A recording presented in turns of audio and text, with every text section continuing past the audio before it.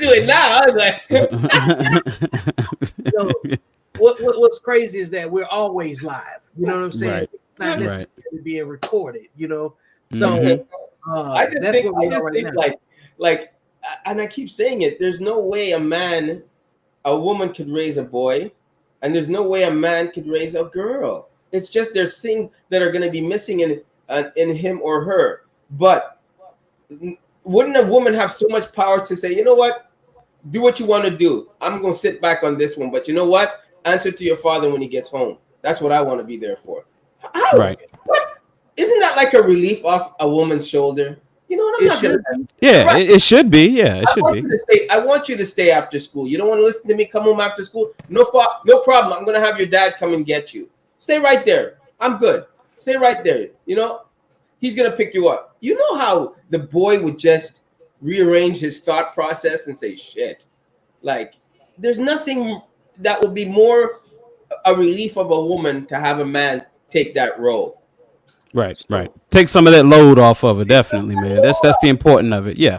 I don't see what's wrong with 50-50. If you're paying 100% now and somebody comes along and says, I'll take care of the mortgage, but you know what? I'll take care of the mortgage, the car payments, the big hoopla stuff. Just make sure if the fridge is always full, you make sure you always look nice, you get things done, make sure the kids are well fed, and I'm good. If you need me for emergency and you need that extra money that I need to do OT on, just tell me to do some overtime. We got a vacation coming up. How about that? Gotcha. Like, I don't get that. I understand. To capture everything that you just said, I'm about to play this reel right here, okay? And we're going to watch this in its entirety. I'm not going to stop it. I'm not going to do anything. I just want you to watch the same thing that I watched, the first thing that I opened up and I saw this morning.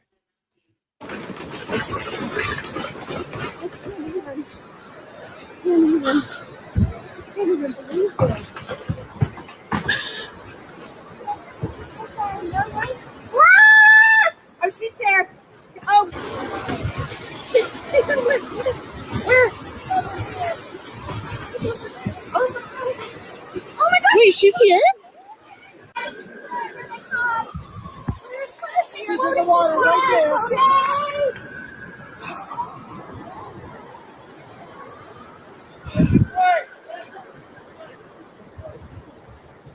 Oh my God.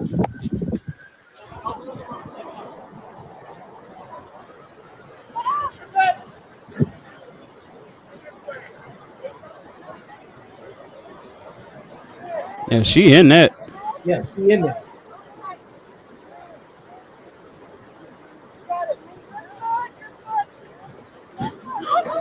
Oh my God.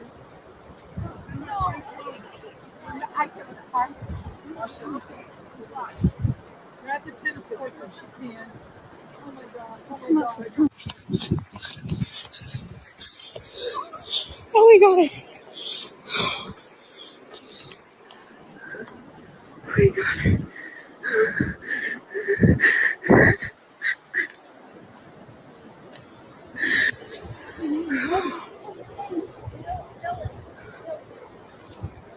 Where's the rope?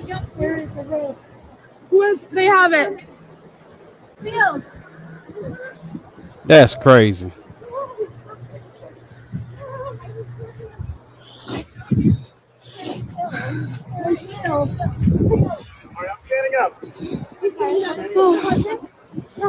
I don't know how the hell he pulled that off. I got no idea, dog. You're not supposed to be able to pull that off. That's crazy. Through flood waters, you're not supposed to be able to pull that off. He should be over there. Yell at him that we got her. And he looks like an older man himself. That's what I'm saying. Yeah. You know what I'm saying? Bro, that's absolutely savage. You hear me? That's dope. Yeah. Yeah. He had to be like a professional swimmer or something back in the day. He had to be on the swim team back in college or something. I don't know how the hell he pulled that off. That's crazy. He ain't even tired like that. Yeah. Look, man. If there's never ever a clip that you will ever see again that says why we need men and why you right. the women had the cameras, They had the tears, they had the emotions, but none of them have the ability or the will to jump in there and go get her. Nah. No, Nah. I don't want to hear it. You know what I'm saying? Like, you muted, Antoine. You muted. Come on. You're right. And to no disrespect to the women, that's because innately they know it's not their role. They don't have that. They don't have that extra. They don't have that extra level of. They're not gonna take the same risk. They're not gonna put their lives in danger. Level of risk, right? Because men just act. We don't really think in danger. We act more than anything. And women process the pain before they process actually doing it.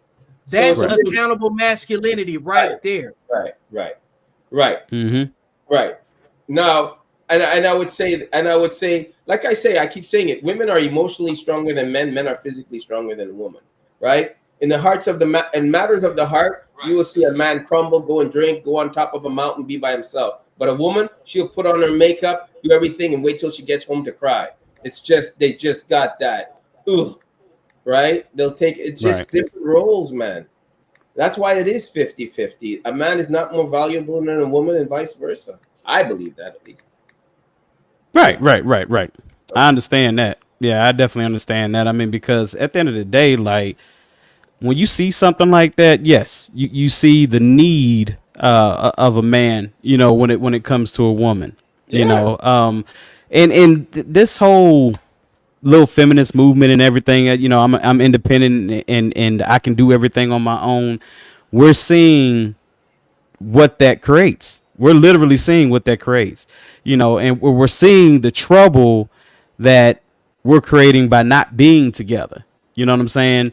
And it's like I said, when it comes to, you know, what's happening today with Hurricane Milton, and you're looking on the interstate for the people who are evacuating, you're probably seeing 3 times, 4 times as many cars that really need to be on the interstate, because if everybody was together and families were intact, it would take 1 car could move 5 people. But if everybody's single, guess what? Everybody has to drive a separate car. Then what you have is this bottleneck situation where people can't even get out of the damn way, you know, or we're running out of gas, like we were running out of gas in that area because everybody's driving their own car. You know how many videos I saw of people getting gas and it's only one person driving? It's only one person driving.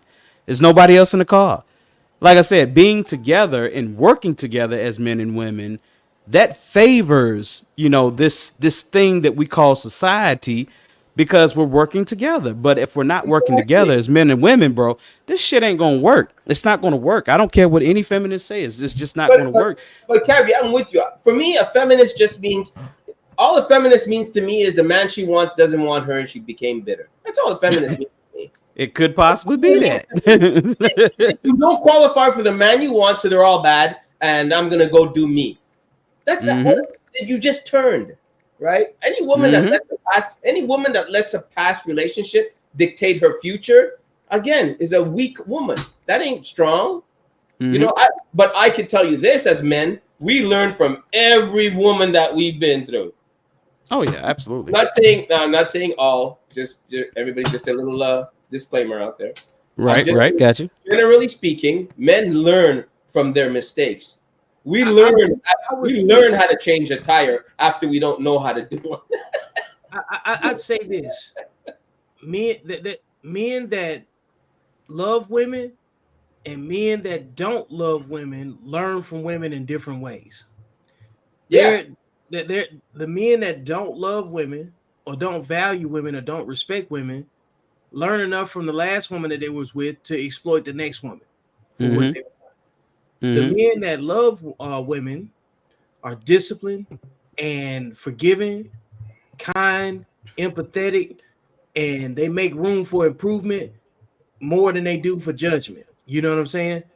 And there's a difference between someone that manipulates and one that motivates. So I think that separation always exists.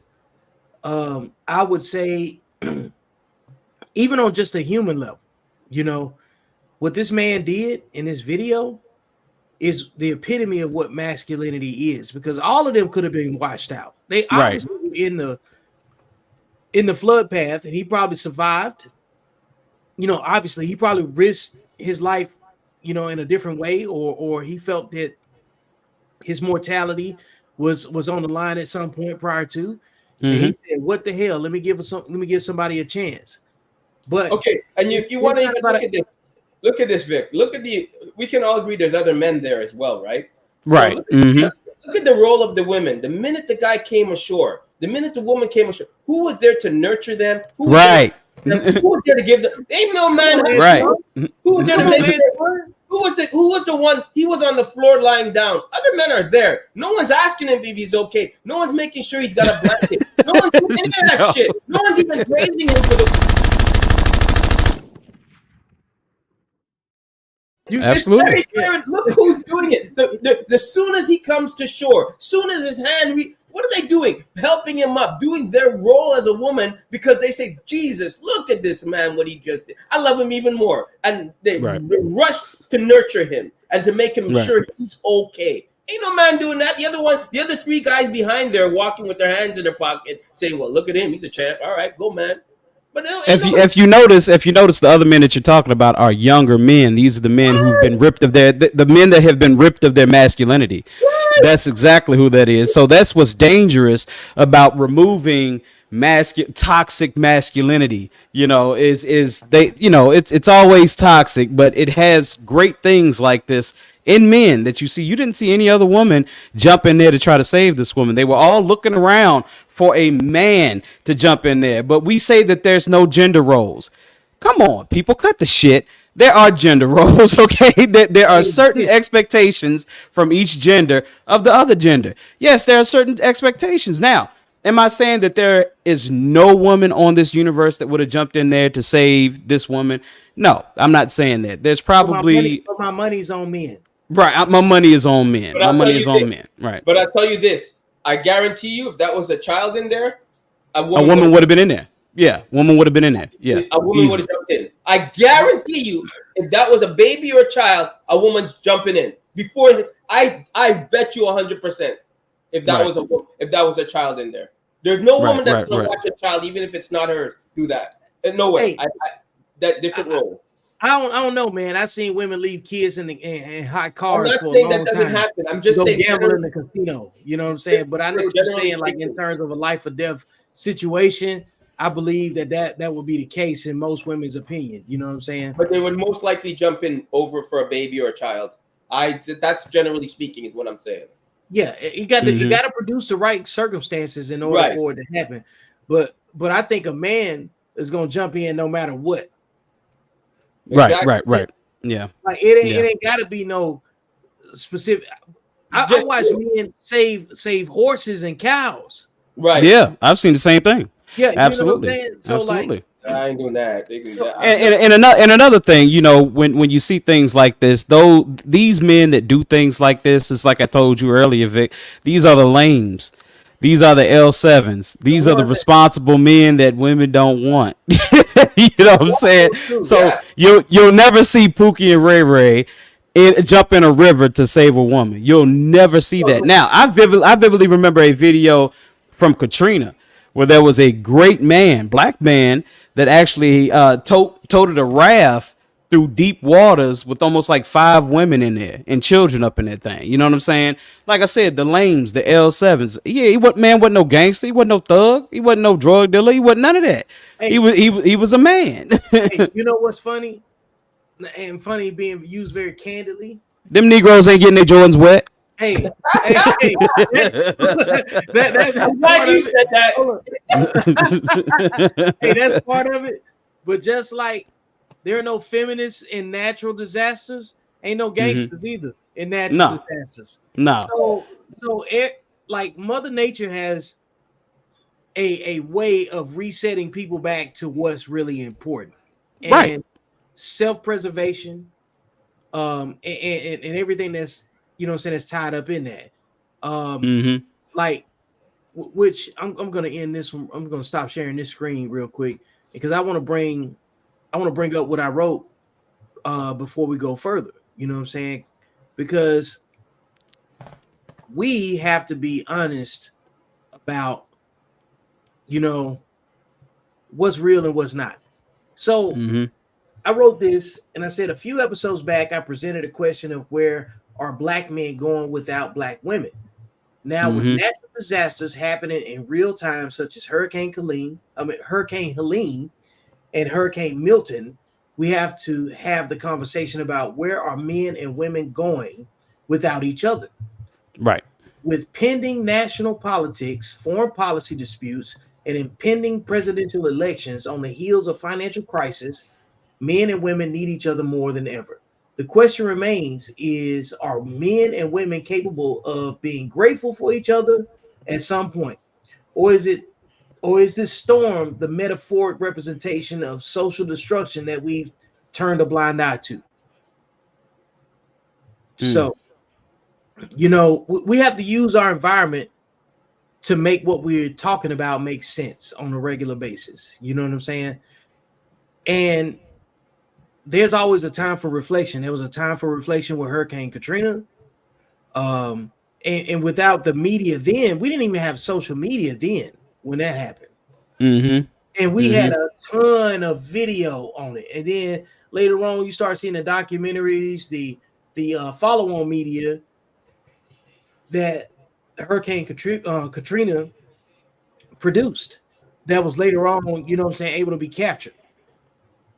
But we're watching this real time. You can't make this up. Right. No. Absolutely not. This is people operating on instinct, saying, hey, we got a problem and we need to do something about it. And we need to jump in there. You know what I'm saying? And we have to really be honest about what's important. What is going to solve the problem, and am I contributing to it? And so I brought that up to highlight that, man, we got to be real honest with ourselves nowadays, and women got to be honest with themselves also, for the most part. Right. Are you with someone that can budget for crisis? Are you with someone? You dropped it then. What did you say? I said, are women with someone that can budget for crisis? No, most of them aren't. Can you have children with a man that can also budget for crisis and choose the child that he made with you? Because, like, what if he got multiple baby mamas? Which child is more important? That's a crazy thing to think about. You know what I'm saying? Having to choose between which child that you're going to go, rescue, and which mother of that child that you're going to go rescue. Because you can't be in multiple places at the same time. All of these things come back to the choices you make, the discipline that you have with yourself, you name it, Right. Like, I talk all the time about sexual discipline. You know that this channel is the foundation of decision making, has that part of the formula built into it. So we're never gonna not talk about it. There's just no way we're gonna skip past it. Antoine hit on a lot of notes that video captured before I even played it. You know what I'm saying? That's why I wanted you guys to, converse with each other before we went live, just to see what was going on. I listened to you explaining to Antoine what these natural disasters entail, and what's built into them or whatever. But we've seen so many of them now that we have to start thinking about the aftermath. And a lot of people don't believe anything is real until something like this happens. Oh yeah. They don't see it. They don't see it as real. They don't see the purpose of having a significant other until you need a significant other. It's very simple, So it's cool when everything's cool, everything's safe. There's plenty of money to go around. All those things. Yeah, it's cool to say, oh yeah, I'm cool by myself. But once the shit hits the fan, you better have a squad. That's all I'm gonna say. You better have a squad. It's like a forest fire. If you're trying to fight a forest fire on your own, you're gonna get devoured by that fire. You got to have a squad to get that thing out. And you need people outside of where you live. Yeah. Yeah. Because like, what if your whole squad is just in the same zip code and all y'all got washed out? Not gonna work. Right. Right. You know what I'm Absolutely. saying? Absolutely. Like, y'all can come to Texas. You know what I'm saying? Y'all like the part of Texas where I'm at, it ain't gonna burn up, it ain't gonna blow Right. up, it ain't gonna get Right. washed out. You know what I'm saying? You can And see that goes into the whole culture of when you had Drake come out talking about no new friends and all this stupid stuff like that. You know, we have a culture now that does not value togetherness. They don't value togetherness, and this is outside of the dating, realm. Yeah, they don't value it. They don't value it. So the thing is that if you don't value togetherness, then like you said, Vic, where are you going to run? Those women who had to stay in Tampa Bay and ride this thing out, there's a good chance they're going to be unalived, right? I mean, we can agree on that, correct? There's a good chance with. They said the storm was unsurvivable. Right. Two people said that, so Any word that leads with Right. is not in my favor. Right. Undisciplined. But this is a lot of people are going to be homeless after this. A lot of women are going to be home, especially the single ones. They're going to be homeless. Absolutely. They get water and power right away. Right. Like now, Antoine, let's take it like this, bro. Let's take it like this. So for this, we'll just talk about that one woman that I saw on the video saying that she had to ride out the storm. Why did you have to ride out the storm? You're telling me that you're so far away and so far disconnected from family that you couldn't get someone to cash app you $100, $200, $300, $500 to get the hell out of town. Right. You didn't have any family that you were actually cool with that could have helped you get out of that situation. Are you kidding me? What does that say? What does that say? That tells me a lot about friends. This even friends. That sister that you always go out with that comes over for that drink and coffee. You don't even have her that's gonna say, listen, come over here and stay with me. Be safe. You can come to my family. Like, what you just say, that sister that you just went to Jamaica with. Yeah. That you just went on Carnival Cruise with. Where the fuck is she at? I can honestly say I could never, and God willing, anything, I can never be without food or homeless. I have friends that will definitely take me into get back on my feet and would trust in my abilities. Let's just say something catastrophe happened. I know where I'm going. My friend's good with guns. I'm terrible. I'm going to his house. If there was an apocalypse, I know I have to make it to his house, and that's it. I'm good, and he'll teach me everything I need to know in the basement. I mean, and that's being real because that's not my expertise, and I don't know why people. That's why I don't understand. Like I know modern women today look at men, and the only thing they think about a man is, oh, he just wants me for sex. I believe a man could have a friend in a girl. I believe that. I don't always think with my dick. I have some good girlfriends that are my friends. And some of them are wiser than me. I need their advice. They're great women to go to with a level head. They're professionals in what they do. Nothing's better than that for me, man. When I get all hot-headed and I need to be leveled out, if my mom is not available, my brother's wife is not available, I'm like, okay, who can I call close to me? And they'll calm me down and say, listen, you got to look at it like this. That's what I would do.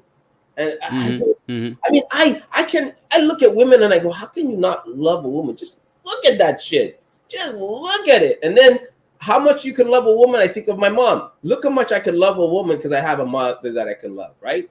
So I say, how could you not want that as a man to come home to that shit? How could you not want to come home to that? Is beyond me. Like, you think every woman is toxic? Every woman you come in contact with, but let's just say you just meet bad ones, Cavi. Let's just say you've had a run of bad ones. You really think out there's not a valuable woman that got your back that you just need to interact with? You really think every woman judges you badly? That's like, I just don't buy into that. I can't. No matter how many videos I see, how many ratchetness and all that shit I see, I'm not grouping them all together. I'm not doing it. I got you. And it's not fair for anybody to do that for either gender, so that's why we're not getting together, because they are. Yeah, that algorithm is nasty, no doubt. everybody's jumping to the word provider. Everybody's jumping to the word high value man. Everybody's jumping to the word submissive. Everybody's jumping to the word submit. Why would a woman submit to you if you have nothing? If you don't have 2 cents to rub together and you're not even a man? I don't blame her. Right. I don't freaking blame her. Understood. I don't blame her. I'm sorry, but if you're married to a deadbeat, your job is to kick his ass and say do something or leave him and find something better. I'm sorry. You're not fulfilling your end of the bargain. Why would you stay with that? But no, you can't jump. You know what I mean? That's all I'm saying. Like, these men are all talking like high value men. Shut the fuck up. You ain't no high value man. All right, you're a regular guy that's doing well, and there's nothing wrong with that. Right. That's all I'm saying. Yeah. Oh yeah. I think one of the things that I like to unpack too is the ever impending conspiracy theories that start populating the social media timelines. You know what I'm saying? Man. Because hey, real talk, there's a lot of y'all on here comment on this post right here. You're supposed to be watching the pod right now. You know what I'm saying? And it's okay that you're not. But right. What are they saying on the comments? Let me go to that and see what they're saying on the comments. Let me read the post first. You know what I'm saying? If you can't keep power on, how can man harness enough power to create a hurricane? Y'all give man way too much power. Too much power. The hurricane? I'm lost. Did you guys think what? Somebody thinks the hurricane was Antoine, this is great. Ask, like, and I hate to interrupt you, but I wanted to be clear. What do you want to ask people that made me ask that question or make this post? I want to, based on what I'm reading, it sounds like they think that man created the hurricane. Is that what I'm getting from this? Yeah, that's what you're hearing. Yeah. Are you like? Oh, you got to open up a book and start reading people. Like, it doesn't work that way. Yeah. So the thing is like this. So one of my brothers that has been a childhood friend, good brother. He's on one of my posts where I said the same thing. And he said, well, you can flick a single cigarette into a forest and it can create a forest fire. Yeah, that's true. But you got to understand, like, when you flick a cigarette into a forest fire, you have to have certain conditions for that to be successfully turned into an actual wildfire. Okay. So, and Victor, you just talked about that over here on the East Coast in Roanoke. When we have enough rain and we have enough moisture in the air, that single cigarette's not going to do anything. But over in California, if it's not raining and you got a lot of dry spells, then of course that single cigarette can do some damage. The difference between the two, let's take the perfect scenario for this cigarette to spark a wildfire. So let's flick this cigarette and it goes into a basket of leaves pretty much, because that's pretty much how it happens. It goes into leaves ignite, and from there trees start igniting. So that process right there literally only takes minutes. It doesn't even take an hour. That could take literally minutes for that to happen. People don't understand how long it takes to make a hurricane, for a hurricane to form. It takes weeks for a hurricane to form. Evacuate. We can't evacuate properly. We don't even believe the weather reports, but we can create a hurricane. And that's not like you can't. I don't understand. So they actually think that, I believe you can control a certain amount of the weather within a certain amount of tools that they put up in the air. Right. It has to be in a. It has to be in a controlled environment. Absolutely, you can do that. Okay, there's a bubble there. There is a bubble that you can manipulate. But you're telling me you can make a hurricane appear here out of the blue sky? Like, no. Really? No. And it comes from the same place every time. Every time, right? Like in terms of like looking at the Gulf of Mexico, right? The Gulf of Mexico is let me pull up a video. Not even a video. Hey, while you looking that up, Vic, we got Tony Reed on here. He's making a comment. If you want to bring that up, y'all talk about that. I'm gonna look for so Tony, I love this right here. Climate change is why the hurricanes are what they are now. Man's not creating hurricane. Our actions are making them more devastating. Thank you. That's all it is. That's literally all it is. Like it's our actions, what we're doing. Right, yeah. But Cabby, really, if you guys really think we can manipulate the weather, really manipulate, can you make? I'm it not so we that can have guy. more water can you make it so we can have more water in California if it's that easy? Vic, didn't I say that? Vic, didn't I say that? Didn't I say that? Then there's no like, I mean, Right. then we don't have to turn off our faucets at a certain time. If you really think we can do that, that technology would be used already over here. So Antoine, right? So Antoine, what you're saying is this right here. Silicon Valley, we have to say, is probably the most prosperous place in America, right? We would have to say that at this point. So you're telling me Silicon Valley would not use that technology to make sure that they can keep their water running? That is ridiculous, y'all. Y'all need to stop. Stop it. Yes, there's a such thing as cloud seeding. We get that. That's not hurricane making. That's a different entity entirely. A rainstorm outside is not releasing the energy of what a 10 megaton nuclear bomb every 20 minutes. That's not releasing that same type of energy. We gotta stop. we gotta stop, y'all. Hey, flat Earth. It's only the flat earthers that think we. I was gonna say that means that's the same guy that thinks the Earth is flat. Like we haven't sent something a probe out into space, right. and look back at the Earth. You think all that footage we have of space looking back at Earth and the probes and the satellites? You really think they're looking at a flat plane? Like, right? Man, that is some really idiot. Yeah, Tony, the Earth is round, bro.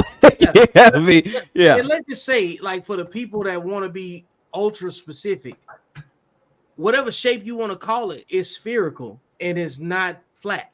Okay, right. Because all of our math, GPS engineering, technology is based and calibrated off of the circumference of the planet that we live on. Okay. And it's spinning at a fast rotation in order to keep everything down on Earth, right? Within a galaxy that's traveling this way too. So galaxy, everything is rotating against itself. Exactly. Right. It's multiple planets moving at the same time with orbiting moons around multiple planets.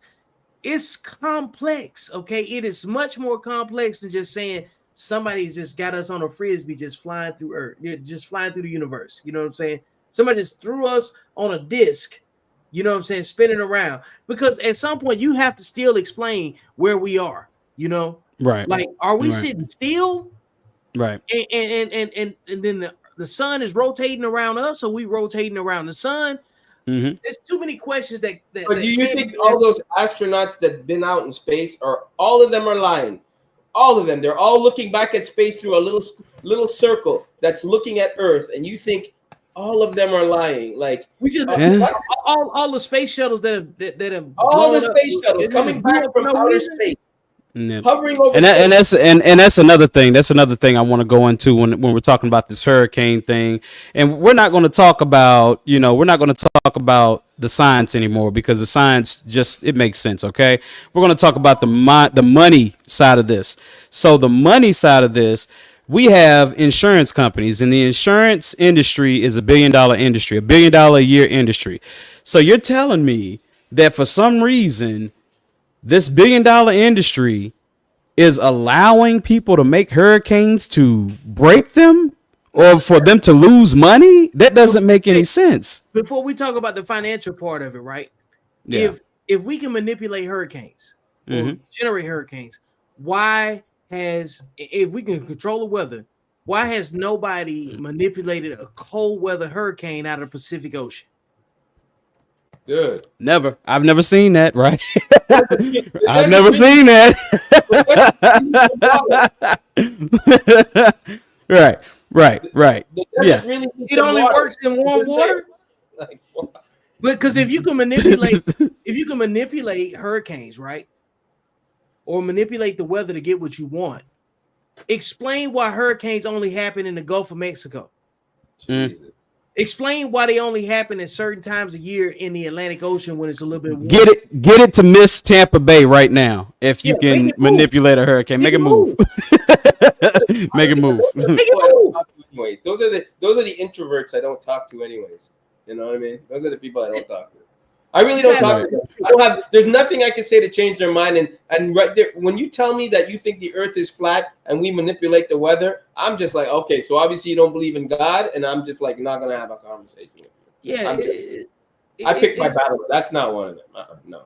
And I'm okay with conspiracy theories because at the end of the day, Fun. But that's there are some conspiracy theories that just make a whole lot of sense. But in this case right here, hell no, you can't.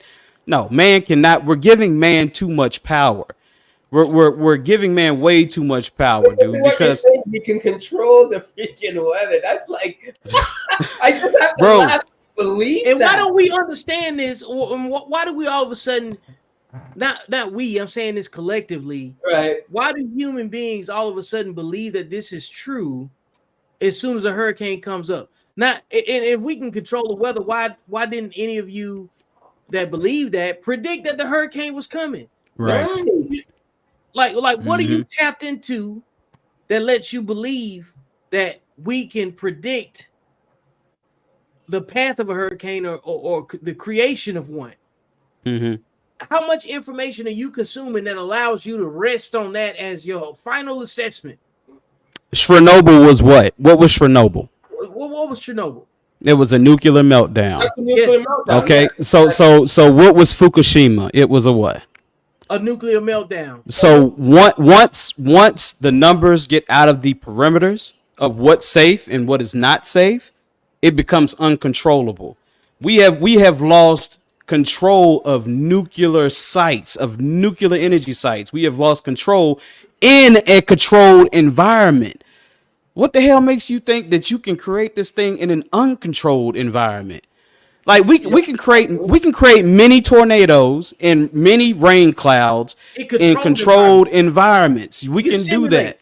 We can do that because we can make everything perfect. But you cannot do that outside of that. Y'all giving man too much power is what you're doing. Basically, they have convinced you to look at them as God is what they have done. Yeah, that's what it's inevitably what we're doing. We're looking at man as God, and that's crazy. But Cavi, those are the same people. Like I said, I don't believe give me a second. I don't believe like those are the same ones that these people are fucking weird. But those are the same ones that, like I said, when people tell me climate changing real, I don't have a conversation with them. I'm like, I have scientists that study this shit, tell you this shit. They're not just out there on the glacier just digging holes to see if they can ice fish. Like there's people that study this, and you can sit back on your seat in politics and say, well, I just don't believe it. So you don't believe this. So why the hell would you believe a doctor if he's operating on you? Right. I love the way you just framed that, man. There's been countless times where I've said something to this effect that what you just said. It's like you could go, let's just say we know you're a painter, right? Who knows how many paintings you've done, right? But for the sake of it, let's just say 100. Round numbers. Right. Mm-hmm. You've experimented with watercolors, oil paintings, different textures, canvas, presented your work at multiple grades of function, you know what I'm saying, from lower tier, mid tier to high tier, so you know the difference between them, right? Mm-hmm. All for some person to just show up and say you should have used a marker. Right. I got somebody so let me put it on me. I got people that will disagree with me about my opinion on real estate that never owned a home, never flipped a house, never wholesaled anything. That'll tell me how I should write a book that never published anything. That'll tell me what a podcast is supposed to look like that'll never done a podcast. You know what I'm saying? But I'm supposed to listen to you and some internet comments about man being able to create hurricanes. That's crazy. It's insane. That's where we are right now. So we're not having the right conversations about this stuff when we should be looking at the things that we can't control. Because if we could control it, we would prevent it. But, and Vic, the thing that gets me the most, right, is that's why I always say if we talk to people that come on the show, right, I don't want to hear nothing about how you feel. I believe in data, facts, and statistics. That's what I go off of. I speak in a generality. That's what I believe. I'm not going to go entertain your feelings because I can't break through that. I can't. And when people talk like this, like climate change is not real, we can manipulate the weather, you ask them, okay, where did you get this from? Well, it's out there. There's a lot of it. No, but where did you get it from? Well, I believe all that stuff that I read. Okay, so you believe it, but where did you get it from? Okay, they can't narrow it down to that box. And I don't believe that's just craziness. That's why I pick my battles, and I'm not having a discussion with you about it. I'm not having a discussion with somebody about real estate because I know nothing about it. I'll invest and I'll say what I'm getting back on my return up to my knowledge, but I'm not gonna, tell somebody how to do it. I'm not doing that. And I think people should stay in their lane. Like, don't come at me unless you cross your T's, dot your I's. Don't ask me nothing. Don't tell me nothing about art. I spent my whole life, almost 37 years of it, doing it. No. Yeah, exactly. No. No. Can you imagine somebody that's not a writer coming up to you and say, "Hey, Rick, I really think you should have used a paragraph right here." And I don't even take them seriously, Antoine. Like, you know what I'm saying? Like, I'm not remotely about to get into any type of discussion with someone that doesn't even know the difference between an apostrophe and a comma. I'm not doing it. All right, man. Look. It's like I said, man. As they've made men into gods, and that's exactly what this is. Like, I understand where the conspiracy stuff comes from. I get it. If you tell me that 9/11 was a conspiracy because buildings don't come down at free fall speed, we can have that discussion. We can have that discussion, bro. Everything involved with that situation was man driven. You know what I'm saying? Right. You had man flying the plane. You had man that had to respond. You had man that could have prevented it. You had people, humans, all involved. You know what I'm saying? And it took manpower to clean the place up. It took manpower to explain what was going on, and it took manpower to take accountability for the outcome. Right. Good, bad, and different. And another reason why we could say that is because we saw the engineers that actually came forward and said, this ain't possible. This ain't possible. This ain't possible for these things to fall at free fall speed like that. That's not possible. Now, so now if you want to draw a target on your back by discussing it in great detail and from a investigative journalist type of view, then that's something else. That's a preference situation. Right. But ultimately, it's up for review. If we saw it, it ain't no different than Dez Bryant not catching that football or being ruled. Right, not a catch, but it damn sure was a catch. Wait a minute, is that the one with the guy stepping out of boundaries, caught it with the little half of No, his... he kind of like bobbled it. He had it right there, and it was sturdy. yeah. And then ultimately, him being out the league, you know what I'm saying? Like, what was it? The next season was he out the league? So check it out. So 9/11, right? If we talk about that, we could say if it, they did come down free fall speed, we can say that there's a possibility that there was a controlled demolition. Listen to that word. Controlled demolition, because that's possible. That's possible. But for a person to say, we created a hurricane, which takes weeks to create. And it has to be from this point on in the show. Let's talk about if man made a hurricane. Right. That's crazy, man. That's not even a conversation I want. Hey, that people believe that man can make hurricanes. Okay, you know what? Hey, you know what, Antoine? All things are true. Okay. No. Santa Claus ain't real. No. Santa Claus ain't real. Hey, for some people, it's true in conversation. Oh, Lord, you know what I'm saying? For us, it's true because other people believe it. So let's entertain it and be hypothetical with it, because ultimately we gotta come to some sort of realization about what's true and what's fact. But go ahead, man. Go ahead. Right. So when I look at people and they talk about these hurricanes and they say, well, it was developed by HARP. And when we look at the research of what HARP was, and I looked this up back when Alex Jones was really big. Yeah, I wanted to see what it was all about. And like I said, when I saw how HARP was powered, I was like, there's no way in hell. I'm looking at 5 diesel generators actually powering this thing. And I'm like, nah, this ain't going to work. You know what I'm saying? This can't possibly cause that. You know what I'm saying? And then I look at, HARP was a frequency thing. This was brought about, I think, in the Cold War, right, Vic? Yes, it was. Yeah, so it wasn't even used to do anything, but I believe just intercept, different messages and everything. I think that's all it was used for, so. I remember that in HARP. I remember that thing, that the truck that carried something that drove somewhere and it manipulated the bubble around it and the weather around it. I remember stuff like that. I didn't really dive into it, but I remember that. Yeah, that's true. But I mean, God, you can't really think about this on the worldwide scale, man. Like, you're talking, there would be no starvation. Crops wouldn't go dry. I mean, it'd be, woo. It's like you're saying that they're looking to cause devastation.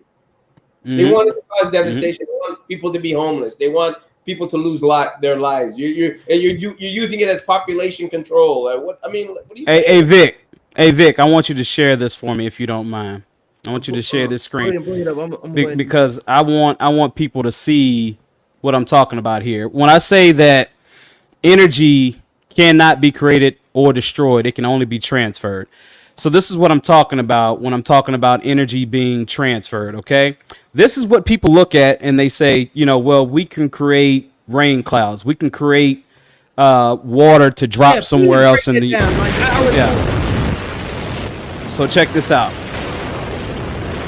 There you. Don't worry if you can't hear what I'm saying. I couldn't even hear myself. Can you hear it? This is the loudest sound you could possibly conceive. And as it turns out, the cleanest.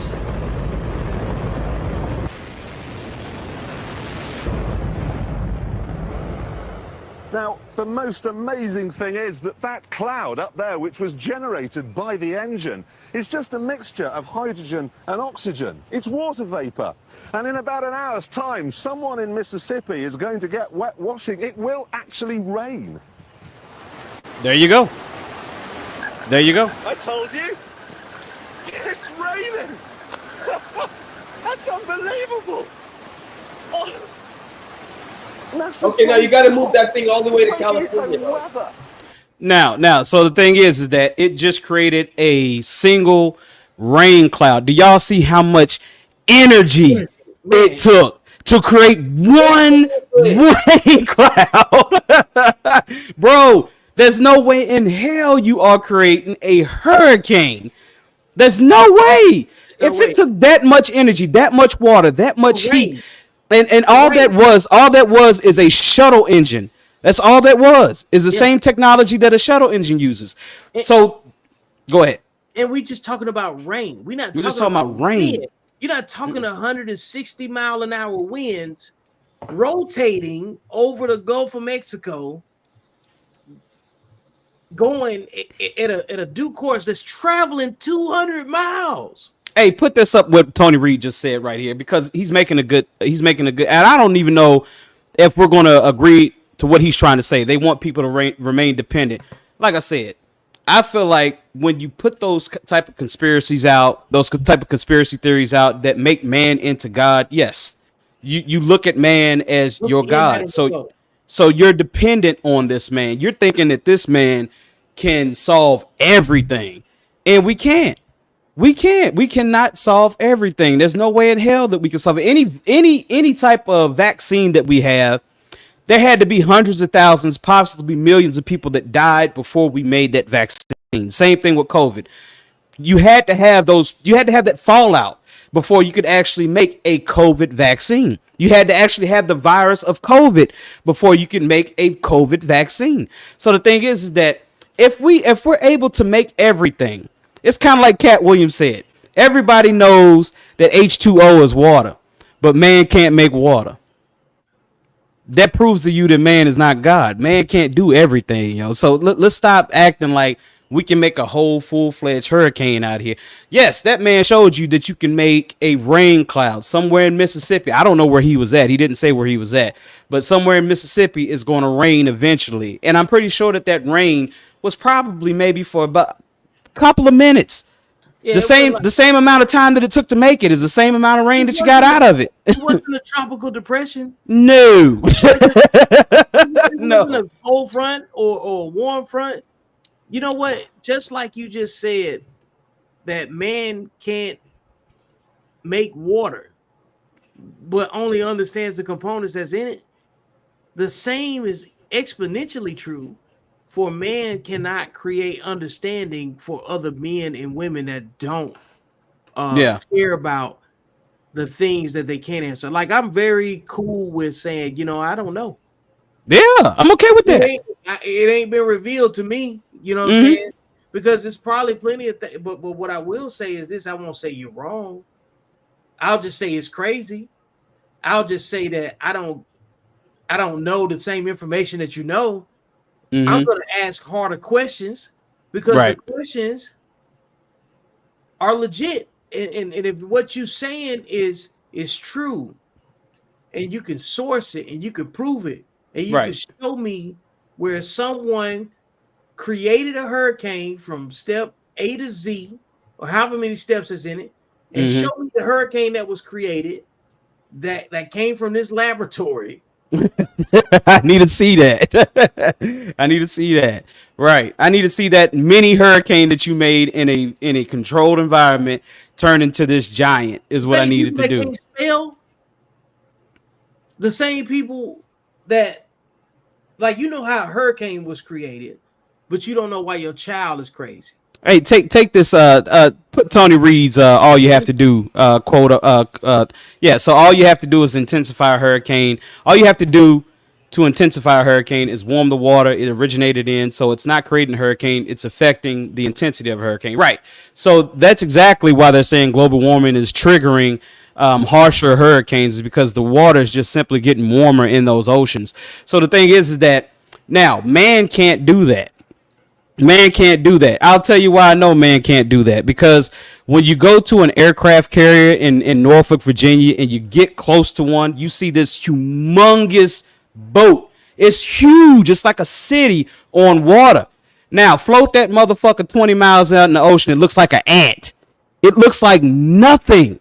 You know, so that is us to the ocean. We are nothing to the ocean. We can't heat a damn ocean. We can't heat the ocean.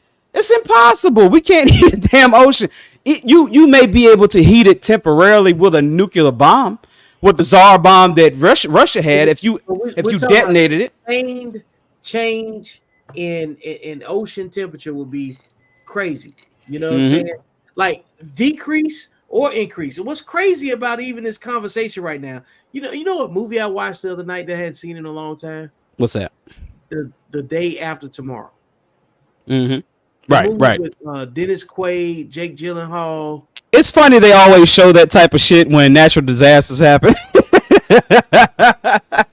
Terminator and Jake Gyllenhaal and Predator have all came up on just YouTube, you know what I'm saying, TV lately, you know. Right. It's always something to drive this panic forward. You know what I'm saying? Yeah, I think that movie came out in like 2012 too, because there was a movie called 2012 that was based on crazy catastrophic events from natural disasters. Never happened.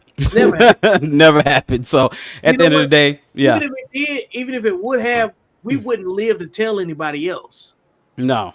If the earth froze over or blew up, who the hell we gonna get the information to? What kind of technology gonna come behind to reconstruct everything that was destroyed? They gonna just look at like chewed up fiber lines that got torn up out the ground. Like, hey, get out of here, bro. Like, you just exactly what Tony Reed is saying. He said this is all a product of climate change, and the thing is, like, if you can't believe that climate change is real, I mean, he's bringing up another good point. The icebergs are melting. We can see that. We have images of that. And they got images of Antarctica that I know go back well over 40 years that show there's a place in Antarctica where moss starts to grow and it shows the vegetation. I'm not talking about the fact that these things exist. I'm talking about the power that and arrogance that man has with his tongue to think that we can control these things. You know what I'm saying? Right. If we can control them, and we know the metrics that it takes to produce the desired outcome, right? Where have we not weaponized it at yet? And why are we only weaponizing it on our own people? Show me where we done it to some other place that we got enemies. You know what I'm saying? Right. Show me bodies of water that have peninsulas and you know what I'm saying, and everything else. Like, you know, you can anybody that's on here can say what they want to say. I've traveled the world. There are places with more money that want to fuck the United States up. Absolutely. Absolutely. So what enemy out there is investing in hurricanes to mess up the United States? Who got to ask yourself that? Like you got to do you know how much threat finance would have to be part of the conversation? Who's invested in destroying the United States and profiting off of it in the hurricane area? Let's like open up all of it. You know what I'm saying? Like, I don't believe it, but let's just have an interesting conversation about it. And I'm right. Look, I don't give a shit where you come from. I don't care what you do. I don't care where you been. The math ain't mathing. Math ain't mathing. Right. The math ain't mathing. Right. Now I get what Tony. I get Tony. Okay, Tony said, "Tap me in. Send him a link. Send him a link." so this crazy ass shit. Like, no. I get what he's saying. Okay, inevitably, do we control the weather? Not purposefully. No, we don't control the weather. But over centuries, has technology and our use of technology influenced the weather? Absolutely. We don't control the weather. Tony, get the fuck out of here with that dumb shit. I'm not bringing you on camera to come up here and pollute this platform with this shit. No way. Go ahead, bring him on camera. I want to see what he's talking about. No. Let's see what he got to say. I want to see what he got to say. No fucking way. You know, hell no. Like, I'm gonna get some more wine. Like, this shit is crazy. Because, like, bro, we ain't even figured out who to fuck the right people. We don't even know who to make our kids with, but we know how to make hurricanes. No, man, I'm not buying that shit. I'm not. Hey, is Tony the one of those guys that believe climate change doesn't exist? Hey, Antoine, he believes Tony. He believes that climate change exists. You know, and he's, like I said, he's right. He's right.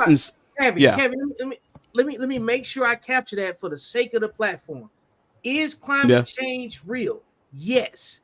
Because there are more people that have inhabited the earth and used technology over time. I get that. Tap him in. Let's talk about it. He doesn't think. It's in your inbox, Tony. Check your inbox. Because it's just like if you drive the same car without doing any maintenance, you're gonna have some problems. There's some things that you could predict if you use it over time. I do not believe that we can create hurricanes. Because let me finish, Antoine. Hold on. I really got to make this point, and then I'm gonna let y'all talk. Because the Farmer's Almanac was in existence before the fucking HARP. The Farmer's Almanac was producing data that recorded storms before HARP ever existed. The Farmer's Almanac was a historical agricultural record of storms, so farmers can predict the success of their crops based on the weather. And HARP didn't have nothing to do with that. Farmer's Almanac is more believable and consistent than HARP. Argue against that. Argue against that. And the farmer's almanac is almost deadly accurate. It's deadly accurate. It's almost deadly accurate, dude. So it's that predictable. Yeah, so check this out.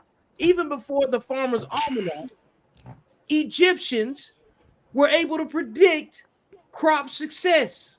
Yep.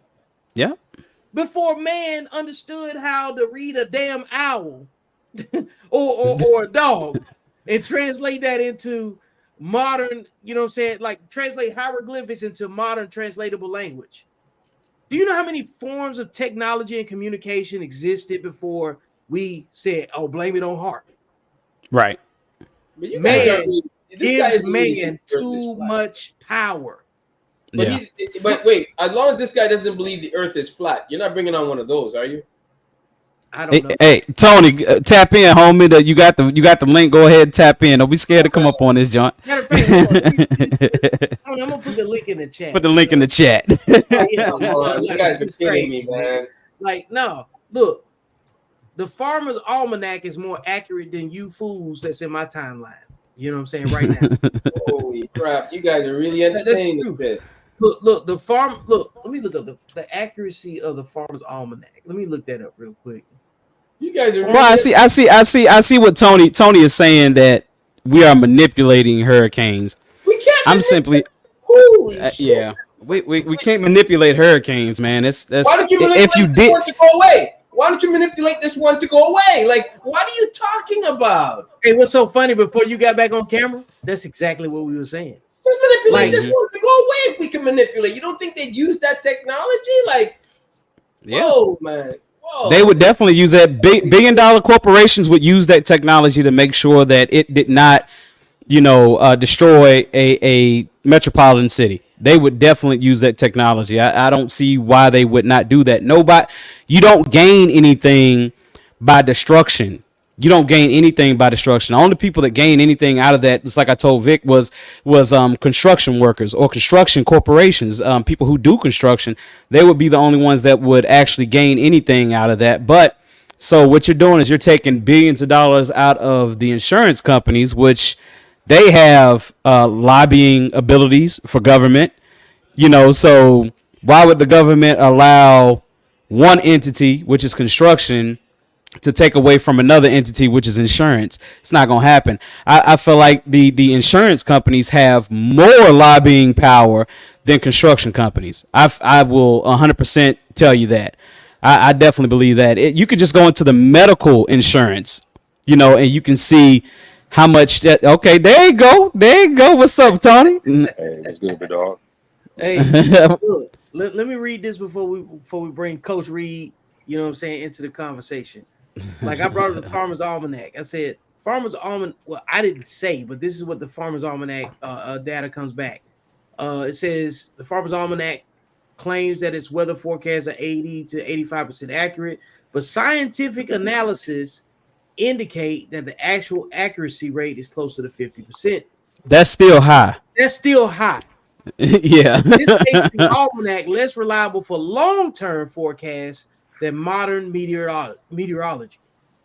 Here are some reasons why the Farmer's Almanac accuracy is questionable. The definition of accuracy, backward looking, climate change, that's in the top 3 considerations. Use of solar activity and moon motion. The almanac has been in publication since 1818. So it's 50% accurate since 1818. That's kind of crazy when you think about that, right? Because if it had been in, so imagine we've been looking at this with this technology in 1918. So we've already lived through 2018. So 200 years, and to remain over a span of time to be closer to being 50% accurate, that's not that bad. You know what I'm saying? Over time, right? So that's where events have overcome time and technology. The almanac has been in publication since 1818 and uses a combination of meteorology, folklore, and astronomy to make predictions. Think about what it was using to make predictions. You know what I'm saying? And until technology, changed. Astronomy is not part of it, anymore than it was probably in the past. I don't think people look at that somebody saying, I'm a Scorpio, so it might rain over here. You know what I'm saying? It rained less this year, The almanac's long-range forecasts are used by many people and businesses to plan vacations, special events, and more. Tony, Coach Reed, welcome to the platform. Man, I appreciate y'all letting me be here. Yeah, man. I want everybody to have a voice on here, and you know what I'm saying, and speak what they think is important about um what we owe our society as men and women to each other. What you mean?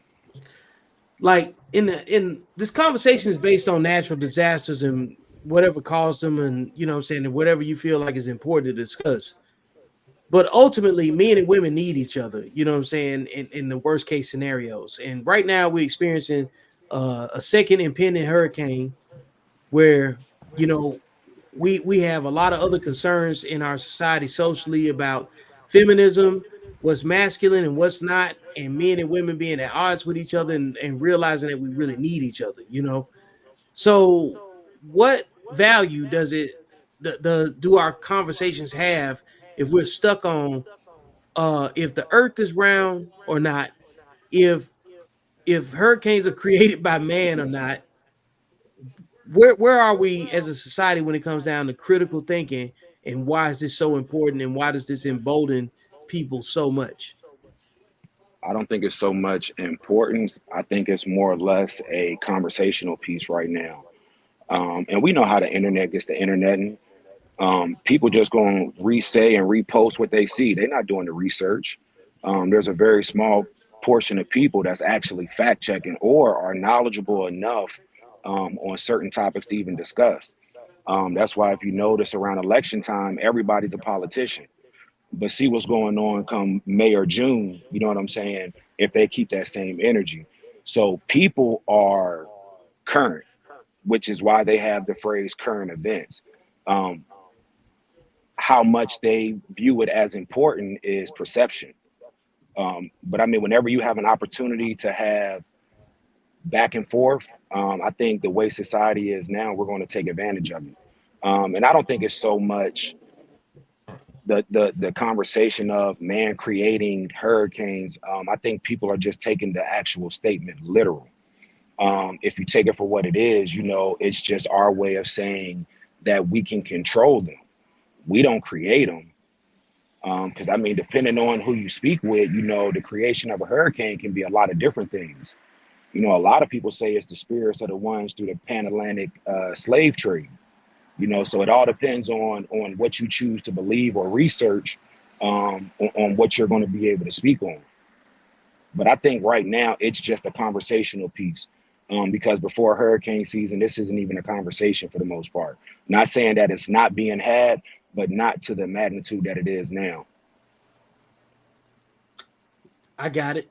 I think it's a very diverse topic, regardless of the education level. You know, I look at things um, obviously outside of social media, because we're part of the age bracket that grew up without social media. So we knew life before the internet and without the internet. I understand that you can acquire more information. I understand that you can learn very quickly based on your aptitude. I think you can become aware of a lot of things, but knowing how they work when you're bad at math is something else. Yeah, Like, but being bad at anything can be corrected if you put in the work. I'm not saying you can't put in the work. I'm not saying that at all. I'm just saying that there's a lot of variables that have to be considered before we take it seriously. If you want to take anything seriously, right, there has to be a degree of information absorbed, practiced, and replicated in other ways of your life in order for someone to be able to say, you know what, I can see how he understands that. I can listen to them, you know. Um, That's a trait that not everybody has, because it's critical, it's that subjective. trait, no, it's not subjective. That trait you're referencing is empathy. No, And that, I said objectivity. I'm not talking about empathy. I'm not but talking about. in order to be I able to, didn't say subjective. I want to make sure you heard me. What I'm saying is objective thinking is being able to observe your environment and watching how it translates into other habits. You know what I'm saying? You're not gonna absolutely. trust a meth head to do certain things that you ain't never seen the meth head do. You know what I mean? Well, if you're speaking from meth head perspective, maybe, but I can tell you, I done met some crackheads that But could you do some trust them to impressive do shit. what they already know how to do. No, I've we've all encountered people that surprised us. Now it's up to you whether or not you're willing to give them the opportunity. But I've been surprised on a lot of different levels by people that you never would have thought. Do you think that is the exception or the general rule? I say it's all dependent upon how you view other people.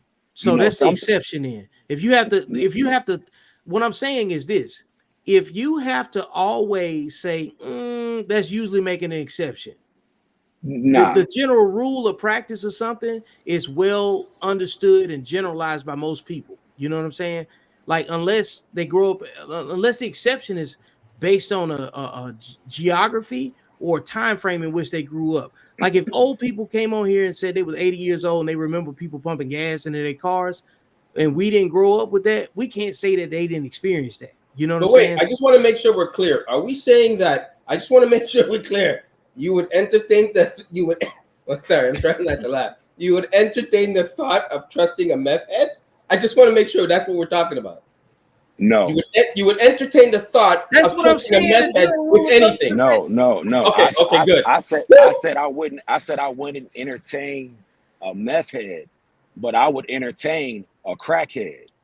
It's two different people. Oh, I gotta ask. Wait, this is good. What's the difference between a meth head and a crackhead that makes them different? I grew up. I'm 42, right? So I grew up in the beginning of the crack epidemic, right? Right. I met people that were on crack that were social users. They still went to work every day. You never would have known that was their drug of choice. That's just what they chose to do. Like a functioning alcoholic, right? What he's saying, I understand. I'm 45. I've seen that. Absolutely. Right. Absolutely. So from a crackhead perspective, I know that could be their drug of choice. I know with meth heads, they're hooked. Okay, but let me clarify what I'm saying then. Are you going with knowledge knowing he's a crackhead, or are you going with knowledge not knowing he's a crackhead, but he's functioning great, but you don't know he's a crackhead? I'm talking about if you know someone's a crackhead and still functions correctly, would you trust it? Absolutely. Holy, okay, I'm done with that one. Absolutely. See, Antoine, that's it's all based. I just want to make it clear. Hold on. Let me explain something. It's all based on the environment you grow up in. Right. So if you don't grow up in that environment where you see them for where you see them, hold on, I'm not done, and I'll let you talk. Where you grow up and you see them for what they are, not what their habit may be, but for the person that they are, that may have fell into a situation that they couldn't get out of because they didn't know how strong it was. That's different than somebody who's a full-blown crackhead that may have lost everything. There's a lesson in everything. Okay, everybody's valuable. But wait, I just want to make it clear. You know he's a crackhead, and you would trust him with your significant other, son, daughter, but you know he's a crackhead, right?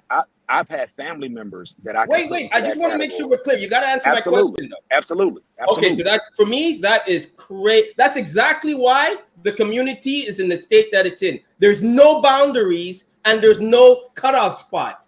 It's just I'll go with my experience and what I see. But generally speaking, you know that's wrong, right? A random crackhead on the street, absolutely. One that I grew up with in my community and I know what he is, absolutely. And you would still trust him with your family? I got family members that I can put into that category. Absolutely. Okay. Absolutely. But if like I say, if you're functioning and you're sociable, that means you can still maintain life. All right, let's reel this in, fellas. Let's reel this in because Tony, you came on to the platform to talk about the control of hurricanes. So here's my question. This is always the question that I give to people who believe that man controls hurricanes. So, and I'm going to bring it into the money aspect, okay? Because this is what we can all understand. Okay, so we all know that the insurance industry makes a profit about $65 billion with a B, $65 billion a year. If they never have to give out any money for any type of claims, if they never had to do that per year, that profit would then go from 65 billion to 100 billion if they never had to give out any claims, right? So we're going to take North Carolina, Asheville. It is estimated $129 billion to rebuild what was destroyed. So what does that $129 billion come out of? That comes out of not just insurance companies, it also comes out of the government funds as well. So if we could control hurricanes, why would we not control them in such a way to where they would avoid destroying anything? It's always collateral damage. Who's benefiting off of that is what I'm asking. That upper percentile. What upper percentile? The upper percentile is the insurance companies that make $65 billion a year. It's I would call it like semi like a Ponzi scheme, right? Where you can allow them to acquire it, let it tear down because you know they're going to have to buy it again. So the money just keeps recycling itself. It's a cycle. Okay, so you're okay. So what you would say is you're saying that out of every corporation, there would be construction corporations that would benefit off of destruction, and by allowing hurricanes or controlling hurricanes, in this case going to Tampa Bay, you're saying that construction companies would purposely let that happen to gain profit. Is that what you're saying? I wouldn't say construction companies because that's a small slice of the pie. Okay, so what I'm asking, Tony, is who are the beneficiaries of the hurricane hitting a major metropolitan city? Who are the beneficiaries in that? Well, we definitely can say Red Cross and probably FEMA because we never really know what they're doing with the bread. FEMA's going to get funded either way. That's part of a government budget, so they're going to get funded either way. They're not going to make more money by destruction. You know, they have a budget that they have to abide by. They don't make. I'm not saying they make the money, right? Mm-hmm. But as long as we're putting in these man hours, right, we still getting paid. Okay. So it's kind of like if I work at VDOT, whether it snow or it don't, I got to come to work either way. That's correct. But if it snows, then I'm gonna try to get a little more money out of it because I know I got to do a little bit more work. But as long as the weather's sunny, we might have to deal with an accident here or there. You know what I'm saying? But once that weather changes, we know that the increase of something happen is very possible. Okay. So we can we agree that insurance companies have lobbying power? Can we agree on that? Absolutely. Okay. How else will you be able to rebuild if you don't have it? Because the average person doesn't have the bread to do it. So the fact that the insurance companies have lobbying power and they're able to influence government decisions, is he gone? I guess he's gone. I don't know. He might come back on. Yeah, because I was about to go ahead and break it down for him and take him out of here. I was like, oh, I got to hear this one. Oh boy, I got to hear this one. You were going down so good. I was just quiet, like, right, right. Vic, take yourself off of mute. But so here's the thing for me to believe. Right. for me to believe that hurricanes are manipulated and controlled by human beings, you have to tell me who the beneficiary is. Exactly. You have to tell me who that is. That's what runs the world. Money runs the world. So the thing is that I know that insurance companies make $65 billion in profit per year. There's no advantage in them creating a hurricane when there's you're already on the market. Why would I destroy my own? Like if I already own it, why would I destroy it so I can make construction workers work? I'm making money anyway. So it doesn't make sense. Like somebody has to benefit from creating destruction. You know what I'm saying? Yeah. I'm not saying that there are not people out here that are invested in some sort of insurance scheme, but it's bigger than Ponzi. Somebody Right. gave us the word Ponzi. We didn't come up with Ponzi. Right. Somebody had to go out there and fail at a scheme before we even knew that it was a Ponzi scheme. Absolutely. Now we Absolutely. associate Ponzi with failure, scam, everything nefarious. You know what I'm saying? Do you So know like what it when I'm would listening to take people, but how do you even? Oh my God, this is so. hey, the most entertaining part about that was watching Antoine's face, like, because I told you, I'm I like, told you, I told you, like, and Cavi, you did a great job on that. woo, Gabby, you did it. I was like, because like Gabby was I don't know how buttering to it. I was like, the questions, the conversation I would have had in that, I would have been offensive and condescending. Mm-hmm. yeah, I was gonna go there too. And see, there's no reason to be that. It's There's no no Yes, reason you're to be absolutely that. right. Yeah, that That's old. why I shut up. I'm learning. And, I'm learning. what I'm saying is the perception of what I would have been saying would have been condescending or seen as such, because I don't know but a certain type of way to ask a certain type of question, because I already know that it's not what they think it is. You know what I'm saying? Right, On my end. So we have different beliefs. Right. Because I got no more access to the information that I use to lean, you know what I'm saying, get my assessment off of than they do. Mm-hmm. Absolutely. But I never pretend that I know more than they do that the other person does. I just understand the information differently based on my personal experiences in life. Mm-hmm. Mm-hmm. You're not gonna understand insurance companies and how they work until you own some shit. Till you own some shit, or you sell insurance, as I did. So that's when you understand it. You own some shit and you got to use it. Right. And sometimes they don't even want to pay insurance company, even though you signed up for the program. That's like, we just talked about that. That's exactly what's going to happen right now in North Carolina. Who wants to go through all that? You remember that podcast we were doing, and I had to cut it off, and it was in May during that tornado.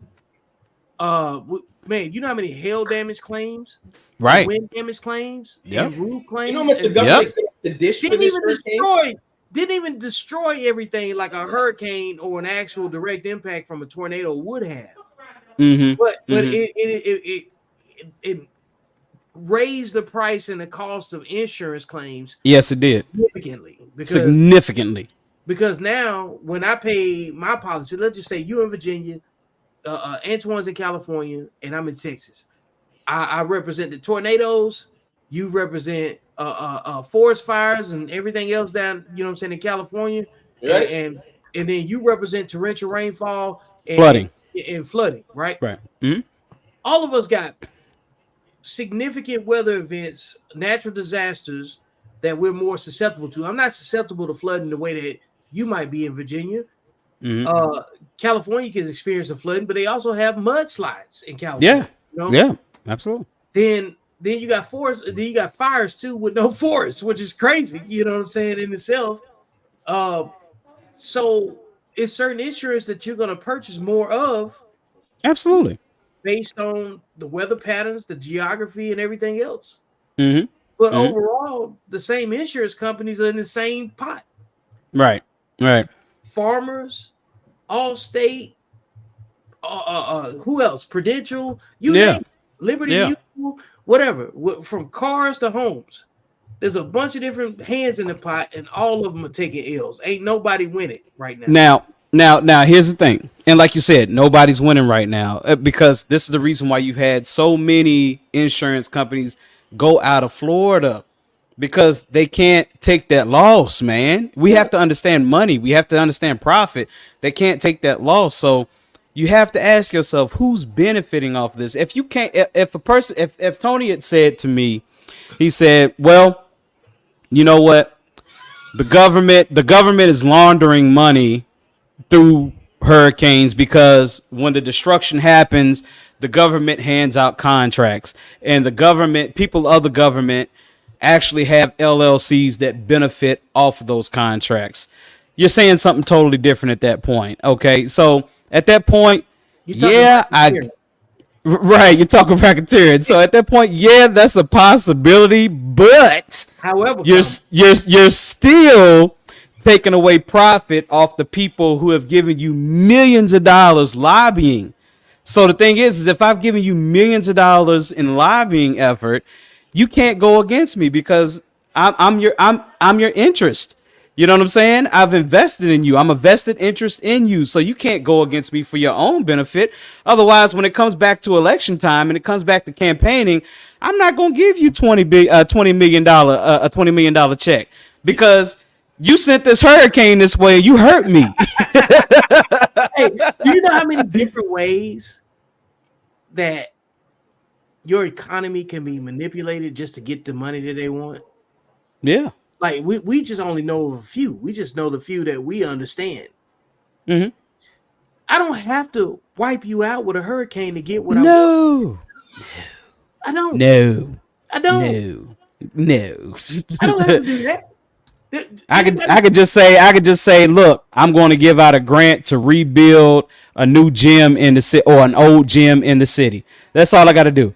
I say we got a gym here, Eureka Park. Okay, Eureka Park is going through $18 million of renovation. So who's getting that $18 million? I'm pretty sure the pockets of our politicians are being lined with some of that $18 million. Yeah. There's a reason why, this politician says, you know what? Excavator Pro LLC is the contractor I want to rebuild Eureka Park. I own the company. You don't have to create a fucking hurricane for that. Let's be realistic. Like, we want to talk conspiracy theory, right? Since manipulating the weather and all that stuff came to be. But let's talk about tangible conspiracy theories that we can probably have a better conversation about. And I said earlier we talked about 9/11, right? Right. Because it's got men involved. Motive is always up for discussion, right? Mm-hmm. But in comparison to what's more likely, because when you understand man, you understand likely versus unlikely. You examine absolutely probability versus possibility. Right. That container ship that wrecked that bridge back in April. Is more probable a conspiracy theory to halt trade and reroute, docking for goods because it's man created. Because and one's man-made and one's natural disaster. Exactly, Antoine. Absolutely. Holy man. That's a better argument. That is a much better argument than talking about man making hurricane and controlling it. Even if you can't even make it over here. Stop the dry heat. Make farmers be able to water their crops. Like, what are you talking about? Man, you got Jesus tornado, Tasmanian devil spinning around in the Gulf of Mexico. You think you can control that thing? You crazy. No, you're not controlling it. You know how arrogant it is for man to say that we made the hurricane? You're crazy. Yeah. At that point, like I said, I'm saying this to say I don't discourage anyone from engaging in any type of conspiracy theory. But what I'm saying is, like, when the conspiracy theory it's not adding up. Gregory Garrison, one of my mentors, Gregory Garrison, he's a teacher. He said to me, I kept saying to him, they are creating these problems, and he responded to me, Kavik, who is they? You have to answer to me, who is they? You can't keep saying they created these problems. Who is the beneficiary of these things happening? Who's the beneficiary? When we go to 9/11 and we talk about that conspiracy theory, right? We're saying oil companies are the beneficiaries out of that. Also, the military industrial complex are the beneficiary of that. Okay, those seem like those are realistic things. Those things can happen. Well, I say that every military war conducted by America has been a part of some type of sinister plan. I don't know. I don't know. With Jesse Ventura talking about Vietnam and the Gulf of Tonkin and all this stuff, it kind of looks like that. General Smedley Butler, what he said about the military industrial complex, it kind of looks like that. That makes sense. It's easy to do. It's actually easy to do. But to say that I'm in control of something that's producing the energy of 10 megaton of a 10 megaton nuclear bomb every 20 minutes is insane. 10 niggas. That is insane. Honestly, you guys know. But let's be real. You guys know I checked out after the crack talk, right? You guys know I was gone after that. I don't know where Tony was going with that. After I heard trusting a man that did crack and you know crack and you gonna keep him with your family kids. Oh, I was done. I was like, okay, I'm not having this. Yeah. And so that's how children get molested. Is you doing stuff like that. Right. If I know cousin Ray is on crack, he's not coming around my kids. If I know cousin Ray is an alcoholic, he's not coming around my kids. If I know cousin Ray is doing any type of cocaine, you're not coming around my kids. Anything you're recovering, I'm not gonna leave you alone. Right. No. Hell no. I'm not gonna put you in that position. I'm not. Hell no. I'll give your family. No. Okay. Okay. Now, what you just said, only men with the mama's last names believe man can create hurricane. No. because it's quite a few brothers that I spoke with today that had both parents at home. You know what I'm saying? So and Tony's one of them. Tony had both parents at home. So we're not right. Where his dad was actually a great man. No, yeah. Look, man, I'm being facetious, man. Right. I get it. Tony, I'm coming to your defense on this, brother. Your dad was a great man, a pillar of the community. I know. There's always exceptions. There's always exceptions. But if somebody can say man can create hurricanes, right? Then I can say that. Yeah. Okay. Yeah. You're right. Your mom tell you that. That's how crazy. You see how quickly. Right. I said that, and then automatically like, no, Vic, that's wrong. No, but a man can go say he can create a motherfucking hurricane. You know what I'm saying? We still need gas. Oh man. No, it's crazy, bro. It's crazy. I'm not letting them make it because so here's But see, the same logic that they could use to say no, Vic, that's wrong. But the minute that I say it doesn't make sense that a man can control a hurricane, but if I say something like that is vehement disagreement with no research, nobody's gonna go back and Google and say, well, how many men with their mama's last names say that they can make hurricanes? Nobody's gonna go do the research on that. You know what I'm saying? I'm gonna tell you, look it up. Look it up. It's only men with their mama's last names that believe man can create hurricanes. Go look it up. You know what I'm saying? Prove me wrong. See, if I say that, I sound crazy, right? That sound foolish. That's how foolish you sound so when you say man can create hurricanes. So until you can go do the research and understand math, engineering, science, meteorology, astrology, you know what I'm saying? Like in whatever other ology that's out there, trigonometry, I'm not fixing to just buy that man can create hurricanes. I'm not gonna do it. You know what I'm saying? I'm not saying that it don't exist. I'm just saying that the average person that brings that up is only based on what they seen on YouTube. Yeah, I don't have belief in man that much to believe that they can go do that level of destruction. Do I believe that there are men that are paid to find out how to do it? Yes, there are men that are paid to research how to create destruction, and the only reason I say that is because of the atomic bomb. Have you guys watched Oppenheimer? I love this movie. Antoine, have you seen Oppenheimer yet? No, that's on my bucket list to see. You need to watch it. You know what I'm saying? Especially after this hurricane situation, right? This happens every year within the same time frame between August and December. It's not new. It's not new. This is not new.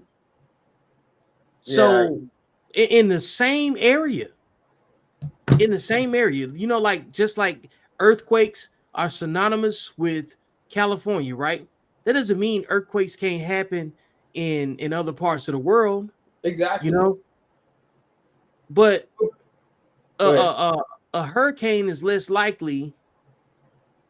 Is more likely to happen on a coastline somewhere, right? But Vic, just based on life, man. It's just based on life and geography. But the reason I don't like entertaining conversations like this that is so, like, I mean, not the in-depth part about it, but the you know, you can manipulate. You're talking about, you haven't done your research. You're talking about manipulating the weather. You're talking about, you know how much it would cost. It's going to cost the government this storm. You know how much you're telling me you're looking to actually kill people to create for the almighty dollar to create. You don't need to do to this extreme. Like, talk about playing God. Yeah, it's like you really think you can actually manipulate the weather on a mass scale like this, that you're going to cause devastation and willing to do it. Like, it, no. Shit, you might as well bring water to the desert then. I don't know. What would be the benefit of causing significant destruction? And the loss, the human life, just the loss alone. You know how many conflicts are ongoing in the world that we can go put the same effort into to just add and capitalize on invested destruction. You know what I'm saying? Right. Like we have a vested, we being very generally speaking, as a country, have a vested interest in seeing Israel win. Yes, absolutely. Absolutely. Vested interest, because man is directly involved. We have a vested interest in seeing Ukraine deplete the resources of Russia. We have a vested interest in that. No doubt. There's no doubt. There's not even a need for a conspiracy theory on that, because it just makes fucking sense, right? It just makes sense. Right. Like, there's some people in Congress that don't want it to happen, and that also wanted to stop. Right. But there's some people on the other side that said, no, keep that shit going. I got contracts over there. I got this. I got that. I got relationships. I got my money tied up over there. Do you see how you're proving a conspiracy theory? Yes. That's how you can name these people, because investment is transparent. You can see who is invested in what. Right. It's public record. Man, you know what I'm saying? Yeah. So literally follow the money. You can oh my God, what you just said. You can literally follow the money. You have to show me where the money is being made in a hurricane being directed to a metropolitan city. And you're telling me they're going to keep that as a secret? Nobody's going to know. Nobody's going to say anything. Right. Antoine, you are, brother. I love it. I love what you're saying. Nobody's going to leak that. There's not going to be any whistleblower that says, hey, they're creating hurricanes to make X money. These people are making X amount of money because they're manipulating hurricanes. What you just said. That's exactly what you just said, Antoine. That's why it. Come on, man. Do you know how many shell companies will have to be created on top of each other? Right. How many blind trusts? You know how much? See. Now you talking high IQ finances, because that's where you at, Vic. That's where you're at. A lot of people aren't there. You know, you're talking foreign language now. You know what I'm saying? You're talking foreign language now. People don't understand what you just said. You actually have to have an hour conversation on here by yourself and tell people what you just said and explain that of what has to be created for this to happen. You know what I'm saying? You have to explain that. You know how much because yeah.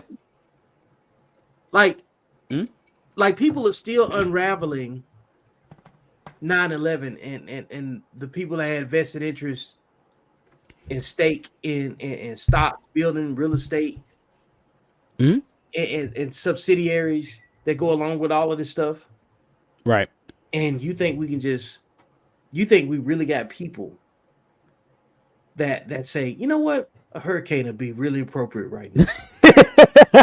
Right now. Like, what kind of meetings do you think these people have before they decide? Right. Like, what was before they chose hurricane? What was the options they had? Hey man, we got 3 options right here. We got Ebola. You see what Randall has right here. Do you see his quote right here? Well, his response right here. I like that. The amount of interconnection that's needed to be established before they direct a hurricane. Thank you, Randall. How many people do you have to talk to? The networking that you have to talk to and say it's okay to direct a hurricane towards Tampa Bay. Right? Think about that, bro. Like, how many people have to sign off on this? Like, it's crazy. And look, I'm not the person that says if you believe in a conspiracy theory, you're dumb. No, I'm not that person because, like I said, there are valid conspiracy theories out here that need to be talked about, and that's okay. So I'm not that person that's going to make you look like an idiot. No, I want to have the dialogue, brother. And what Randall just said, man, the amount of interconnection that's needed to establish that before a direct hurricane, that explains it all. How many? Yeah. Then the money tied up in Florida, right? Then the money tied up in Florida. Like you have to look at all these things. Who is benefiting out of all this destruction? And the people who are benefiting out of all the destruction, why are they more important than the rest of the billionaires? Why are they more important than the rest of the billionaires? All billionaires are on the same plane. Yep. Exactly. Yes, they're bigger. Billionaires are bigger than us, but one billionaire ain't more important than another billionaire. Yep. It's all, a billionaire is going to say, you know what? It's all in how much money I'm going to put into lobbying. Pretty much. And all of them going to do that. Yep, because after you make a certain level of income, yeah, it becomes influence if you're still engaged. Yes. You know what I'm saying? Like, okay, like let's just simulate. Antoine got 4 billion, I got 2, Cavi, you got 6. Right. There pretty much isn't anything that we can't go do for individual fulfillment that none of us can afford, you know? Right. Unless you decide to have a greater appetite. Antoine decides he wants to own the country. Right. The only limitation is how big the GDP is. You know what I'm saying? And GDP being a gross domestic product. Because there are people that make more money than some countries. Walmart makes more money than Finland as a country. So if Walmart, in effect, wanted to go out and purchase Finland, it could. It could. If Finland was for sale, Walmart could buy it. There's plenty of corporations out there. Absolutely. So at some point, if Elon Musk was allowed, he'd be able to buy out the U.S. deficit. He'd do it. I mean, not the deficit. That's $16 trillion. No, so you put in a significant amount to have some control to bring it down. Right. He'd be able to do that. Like that's like I mean, there's nothing the man can't do or where he can't go. They don't even want him to have that kind of power, but he has that kind of. The man's creating rockets to go to space, and he has permission to do that. Like, you know how bored you got to be and say, you know what, man, I'm just gonna go to space and have lunch, right? And I'm gonna put my car. I'm gonna put my car with me. Right. And he purposely makes the space vehicles look like a dick. So but think about it. He has so much money. I'm gonna put my Tesla out in space. I'm just gonna put it on top of a rocket and send it to space. Right. You have too much money. You don't know what to do with it. What Randall said we can go a step further. Military bases, the amount of R&D for military in Florida. Come on now. Come on, man. Like, come on now. Look, let me break come this on down. Now. Like, Randall, come on now, Randall. What you talking about, Randall? Come on now. Hey, let me tell you something about Tampa, right? You ever heard of this place called CENTCOM? CENTCOM, no. Explain it. CENTCOM, U.S. Central Command. It is a joint military base. It's got Air Force, Army, Marine Corps, Navy, and a ton of assets that's there. You know what I'm saying? It's located there. It's in Tampa. Do you think the United States would want to destroy one of its premier strategic locations that's located in Tampa. Whew. Come on now, Vic. Why would it do? Why do you think it would blow up? Why do you think? Come on, Vic. Come on, man. Yeah, like Randall said, I sure have, and that ain't going nowhere. 10 toes down. Look, what's so funny about these military installations, right? It don't matter what kind of natural disaster happened. You never hear about them having to rebuild. I never hear about that. You never hear about. You never hear about. We you know what I'm saying, rebuilding Fort Bragg. You know what I'm saying? No, I ain't never heard none of that. No. I don't know how they designed or whatever you want to go about them, but you never hear about like name a place. Name a place has been in the alley of some sort of natural disaster, but no, you ain't gonna hear about that. You know what I'm saying? Right. When you see like press conferences, a lot of the times that deal with what's taking place in the United States, involvement in the Middle East and stuff like that. Mm-hmm. That place is based out of Tampa. Right. Okay. I'm learning something today. Yeah. It's not going to happen. Why would we, as a country, be invested in saying, you know what? Let's wipe out some military. Let's wipe that out. Let's weaken ourselves temporarily. Not just weaken ourselves. Handicap, hamstring ourselves. Yeah. Let's make ourselves ineffective to fight in South America and Asia at the same time. All that comes out of Tampa Bay? Man, yes. Jesus Christ. You killing it. You killing it right now, bro. You killing it. Like so when people get up here talking about us, you know what I'm saying, talking about the US being invested in her destroy natural. No, it doesn't make sense.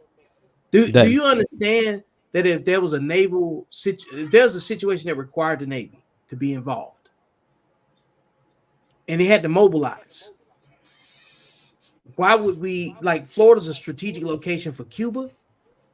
It's a strategic location for throughout the Caribbean, easy access to South America, Mexico, because people think about Mexico being closer to Texas and stuff, but we're talking about air travel. Right. We're talking about being able to position. Like, I didn't even have to say SOCOM. I was actually avoiding. Right. I don't want to mention everybody. I'm talking about stuff that you can just go look at. You know how much drug interdiction happens in the Gulf of Mexico that's based out of CENTCOM? You're retarded. And CENTCOM is Department of Defense. Department of Homeland Security is U.S. Coast Guard. Completely separate entities that still have vested interests in drug interdiction and things that preserves America's international maritime presence. Okay. And the other thing is too, other countries like Russia and China also access the Gulf of Mexico. So if let's just say China or any one of these other countries I named that we're not on the same sheet of music with strategically or militarily speaking, right? Let's just say if they knew we as a country decided we're going to create a hurricane and mess up their assets that's in the same water and it's not wartime, and they find out, how do you think that's going to go? It's going to go terrible, bro. Terrible. That's going to go terrible, bro. It's too many pieces, bro. Too many pieces. It's too many pieces. I don't know. People ain't never studied the Russian missile crisis. They never studied the baby pigs. They never. There's so many things that they have never read before they just jump to the conclusion that we as man can just generate hurricanes. It's arrogant. It's arrogant. They have made man God. That's exactly what they've done. They've made man God. And let's say that Earth is God. Let's say that universe is God. Let's say that space is God. You know, are we greater than that? I mean, because as far as I'm concerned, we still haven't been able to go into outer space without a special suit, without special shuttles, Guys, without special. this is like this is unbelievable. It is. It is. It is. It is. It's asinine, is what it is. And like I said, I'm not the person that ever tell a person that, oh, you're an idiot or you're stupid. No, I don't believe in doing that. What I'm simply saying is, like, when you're making an argument for a conspiracy theory, you have to have a damn sure. Yeah, you have to have support. You have to have support and say this is the reason why. Leverage. You know. Yeah. Yeah. Because like I'm not gonna tell you no either. What I'm gonna say is I'm gonna ask the right questions, and I'm gonna present to you certain variables that you may or may not have considered before you made whatever assertion that you made. You know what I'm saying? Right. And Right. eventually you're gonna get off the live. Eventually, and like I said, what I'd like to see eventually out of what we're doing here is possibly someone watching this and maybe having a supportive argument of what we're talking about here, and I doubt that's going to happen because I just don't see outside of YouTube. Right. If a person like I said, a person like Jesse Ventura comes forward and says, okay, this is possibly the reason why you're talking about a Navy SEAL. This is possibly the reason why, you know, they allow hurricanes or control hurricanes to destroy metropolitan cities. And he gives me a well thought out plan of who benefits off of that. Okay, I'm willing to maybe listen to that. Let's see what you got to say. Yeah. Let's see what you got to say, because we have to say that Jesse Ventura, though people may call him crazy, he's been inside the government for a long time. He's not unintelligent. He's a military man. You know what I'm saying? And people don't realize what you guys as military men, they don't realize the knowledge that you possess. This is why you guys are the number one threat to America. You know that, right? Yeah. That's why I'm very, very careful about on what you're talking about. Because I don't want to see you go to the deep sleep. You know what I'm saying? I get it. Like the only reason, man, look, I didn't even want to address that part, right? But this is stuff that's open source. And you know what I'm saying? I was over here looking before I even said anything. There are tons of strategic air bases positioned all throughout the United States that are all over Google. Right. Like, but if you don't if you don't have the presence of mind to ask where these locations are, and you don't have anything to align that information against, you just know a whole bunch of stuff and don't even know how to arrange it. You know what I'm saying? Into a constructed thought. Because if I'm telling you, if we're talking about brown teddy bears, right? And the whole conversation from hour 1 to hour 3 has been nothing about brown teddy bears. And then I come back on hour 3 in 1 minute and we start talking about yellow teddy bears. You're gonna be like, what the hell do yellow teddy bears have to do with the last 2-3 hours of conversation about brown teddy bears? You know what I'm saying? I sound crazy because the conversation has been centered around, you know what I'm saying, brown teddy bears, right? Right. That's no different. When I like having been in the military, there's degrees and levels to where you work at in the military. The cooks don't know the same thing as people that work in, you know what I'm saying, intelligence, or work in cyber, or work in air traffic control, or whatever. You've met men that have served and they all do a broad different thing, you know what I'm saying? And they all smart in their own way, right? Right. So why would I listen to someone that's never served, that don't know the other values to this country? That's there you go. Billions of dollars tied up in research and development. There you go. With unproven, man, you know how many strategic aircraft carriers, personnel, You think the United States government be willing to create a Tell them. Let them know, Vic. To murder its own service members stateside. There's acceptable laws factored into every military operation, right? Absolutely. When they did D-Day, they was like, yeah, we could lose 35,000 troops. Yeah. They're not gonna say it that way, but that's really what they say when they decide they're gonna drop equipment and personnel on a beach that's under fire in 1944, and then hope people absolutely they okay. Absolutely. They know that not everyone is gonna survive. People was getting popped before the ramps came down. You know what I'm saying? Right. When they storm the beach. Right. Why would the U.S. government invest in not just CENTCOM? You got air bases, you got other naval bases, army installations. There's other militaries from other countries that train in the United States. Mm-hmm. So imagine you're Germany and you send your people over here to train in America, and they say, "Hey, by the way, don't send your people between October and December. We might trigger a hurricane." Right. You don't want no problems. You can't say we Right. tell you, send them at your own risk. You know what I'm saying? Right. You're not Right. doing that. No. People No. pay attention to what makes sense. That's it. Stop telling everybody how you feel.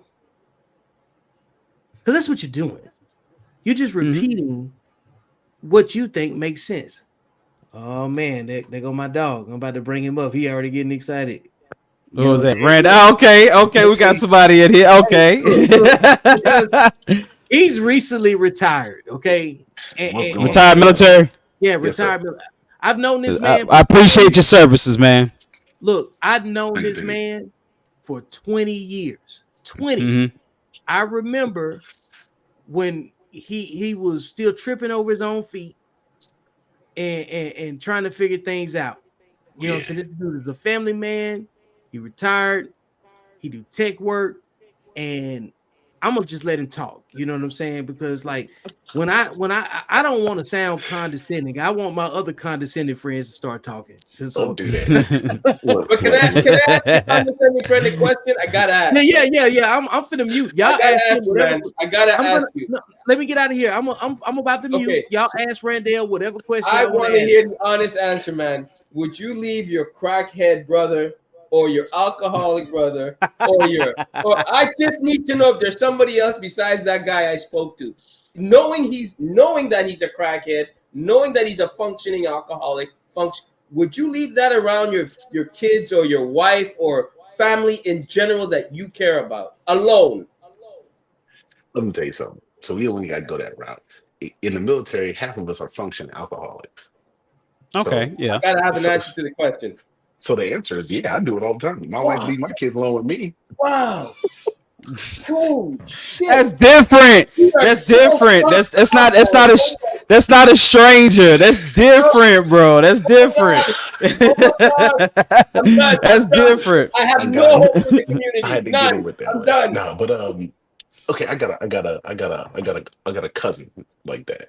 When I let my cousin come to my house and leave him and go to the store, no, I don't care. Nah. Okay. Just Okay. nah. But here's the difference. Like you said, I'm not a stranger. My wife knows. There. Okay. She That's knows. Right. That's a different playing field. That's not what I'm talking They know. Nah, hey, you can come with me. Right. You can go to the store with me. You ain't staying here by your damn self. I have hope. Yes, I have hope. But here's the difference, right? He wouldn't even make it to the threshold, so he wouldn't even make it to the door. He wouldn't make it to the door. But so I'll give you backstory. I just built my first home. Just bought my first home, right? So everything is new to me. There are certain people that won't even get to crack this door. They just won't. Because I know for a fact, I don't want them around my peace. So off the rip, look, blood doesn't make you family. You choose most of your family, you really do.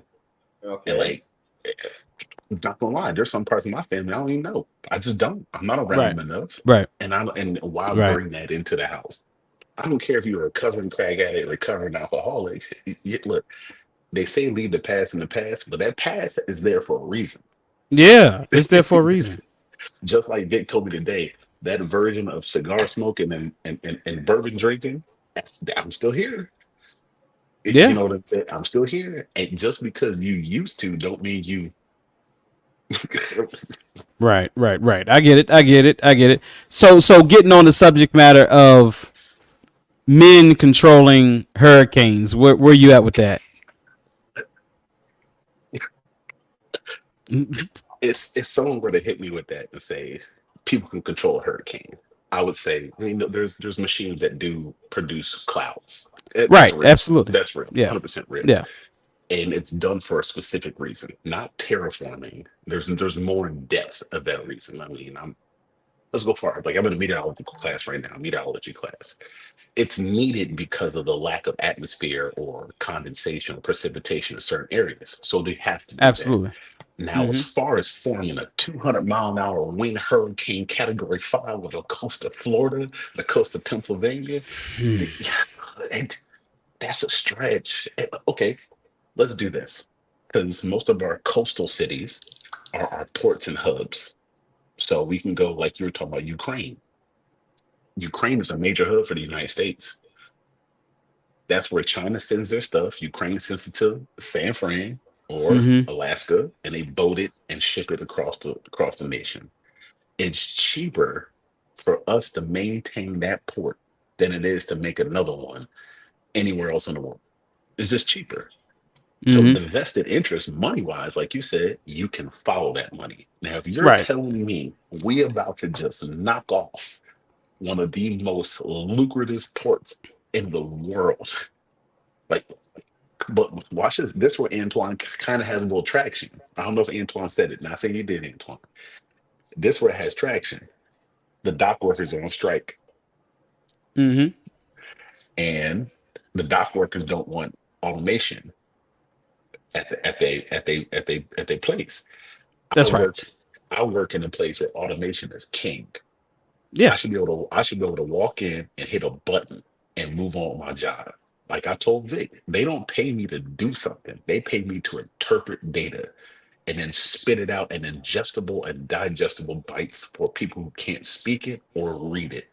That's right. So if automation is the way of the future, do we need a port? If we can just send a robot across the road, get it. I don't need a port. Just can bring it to the house. But the infrastructure is just too deep. The infrastructure is too deep with ports. Okay, a longshoreman makes what? On a good year, 100,000. On a good longshoreman, you make 100K. The union man make 900. So damn.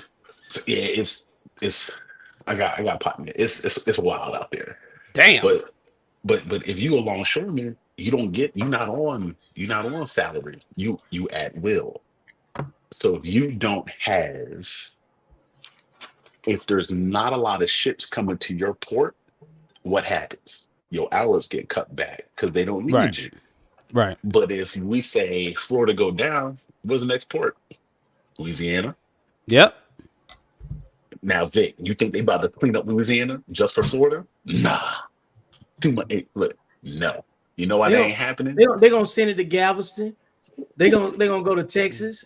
Then they're gonna rotate it back out. They will reroute the logistics. They'll reroute the logistics on the road. You know what I'm saying? If the politics at the port change. Yep. Because it's not. You can't chase that money around. Not for that. You just can't. No. You can't.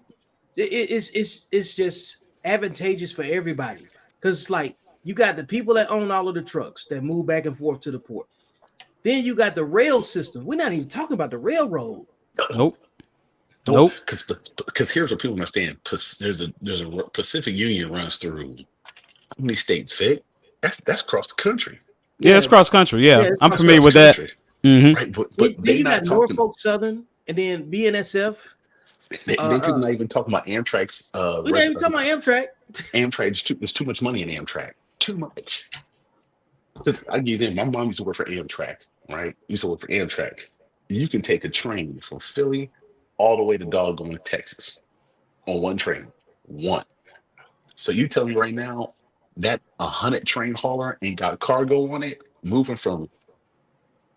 It ain't just moving people. It's too much money wrapped up in it. And this is what people don't understand. This is why, take a political stance right quick. This is why immigration is so important, because y'all talked about that last time. Our infrastructure can't support that. It can't support losing a port. Lose a port. Go ahead. Lose one of the major ports. Go ahead. Do it. No way. Go ahead. No way. Ain't no way. You talk about late? Amazon ain't coming to your door for another 3 weeks. Right. That's gonna be a problem, even for me. So here's how we get a little deeper. Let the wrong Amazon order not come on time for the wrong person. Vic, what I tell you, you're gonna let the right motherfucker ask the wrong question, and a whole bunch. Yeah, everything just gonna trickle. Like, let me give you an example of that right there. Prior to Trump being in office, there was a FedEx, USPS, and UPS. Mm-hmm. Remember when Trump was running, and one of his campaign conversations to his audience was centered on Jeff Bezos not paying his fair share of taxes associated with the postal service. You remember that? Because Amazon used to deliver, fulfill their orders via USPS. Yes, it did. And now we got Amazon delivery service looking like UPS on the road. Yep. He was like, it wasn't no Amazon delivery trucks. And then what's the other key? What's the other catch? The other catch is that they don't have to charge anything to deliver. Now they ain't got to charge nothing, because now the customer is paying for trucks that are being written off as vehicles used based on the tax structure. And then the other part, it's not even the and tax. It created jobs, and it created more jobs. And then the markup. The markup. Because of markup.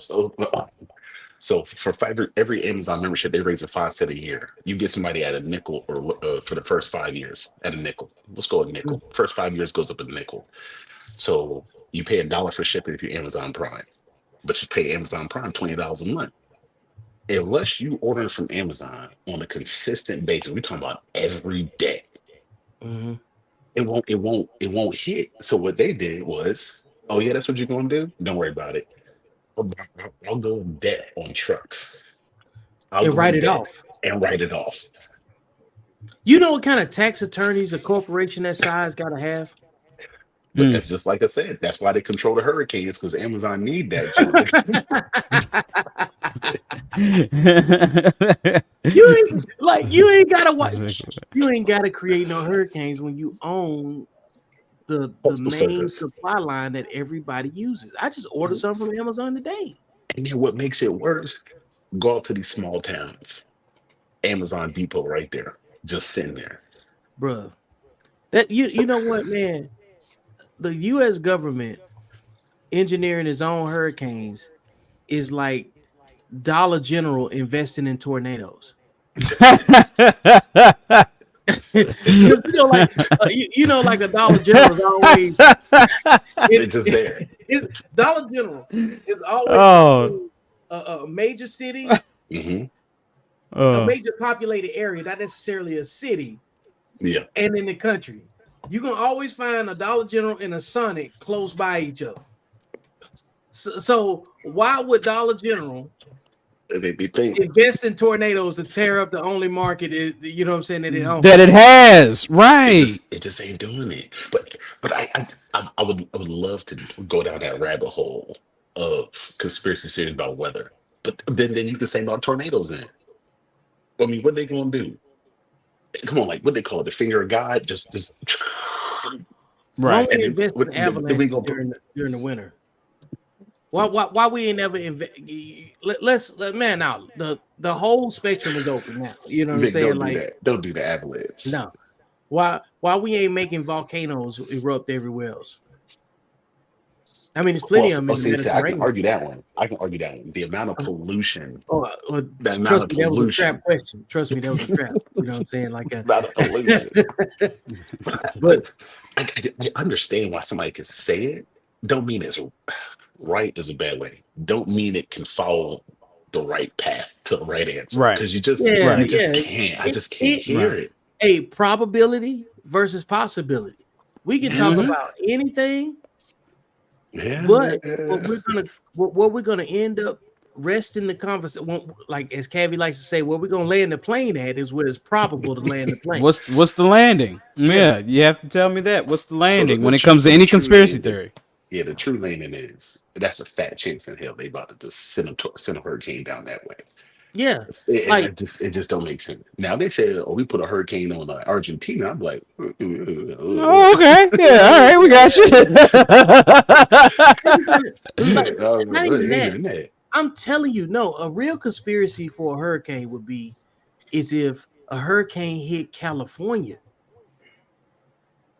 Yeah, that's too much out there. It's too much money. It's cold water. The Pacific is cold. It just ain't going to happen.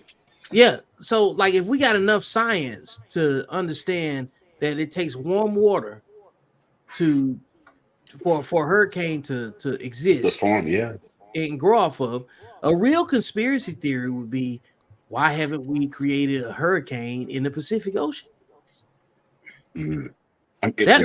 Wouldn't they give the U.S. Navy that technology so when it starts coming close to the ship and the ship starts, they'd be able to send out that beam and stop the ship from rocking so the planes can take off? And hey, Antoine, what you're saying? There was actually a theory stating that an enemy submarine could actually follow the path of a hurricane and actually get into the range of launching a nuclear weapon into America. You know what I'm saying? So you're correct. Why wouldn't you give that type of technology to your military? So if you wanted to get a nuclear submarine, off the coast of wherever, you could follow that hurricane there and you would be totally undetected because it's too much energy in the atmosphere. You know what I'm saying? So yeah, why not? Why aren't we doing that? It just, you've never seen our military follow a hurricane. You've never seen it. I'm waiting for them to send waters to the dry out crops that people are looking to grow here. That's all I'm waiting for them to do. Yeah, honestly. When it rains, California collects the water. When it rains, the California collects the water, right? We collect the water here. How many water restrictions have you? Yeah, how many water restrictions have you been under in California, Antoine? Please tell the people. I can't water my grass past a certain time. That's it. There you go. Antoine got turf out there. There's a reason for that, because we can't control the weather. So here's the question, right? We've seen so many movies terraforming and so many technologies that's future, right? If you could, would you do it though? Like you got to think, would you really water California? Yeah. Yeah, I probably would. Yeah, I probably would do it. Okay. I'm for the good of man, so I'm going off that. We water California. California gets unprecedented rainfall for the next 5 years. Let's go. Every 2 gallons per square foot of California that's a lot of water, right? Right. So California now has an excess of water. What you think about to happen? Nestle about to scoop that up. Johnson & Johnson about to have a piece of that. Oh, of course. So if you water California, there's money to be made. There's money to be made. There ain't no money in drying goddamn Florida out. No, ain't no money in that. There's no money in that. And I think that's where we're going with it. Like, okay, people, let's follow what did Vic say? Let's follow the money. Like, that's what this is. That's what the United States is. It's money. Capitalism. Who's invested? Yeah, absolutely. Who's invested in hurricanes? And then I don't want to hear, don't say FEMA. I don't want to hear the elites. That's not good enough. I don't want to hear I don't want to hear about FEMA. I don't want to hear about none of that. You know what I'm saying? When they look, the U.S. Treasury or the Fed has been known for printing money out of thin air. Yeah, absolutely. They don't need a hurricane to do it. You know what I'm saying? They ain't need Ebola to do it. They ain't need COVID to do it. They ain't never needed a particular presidential candidate. They ain't never needed a foreign policy situation to justify it.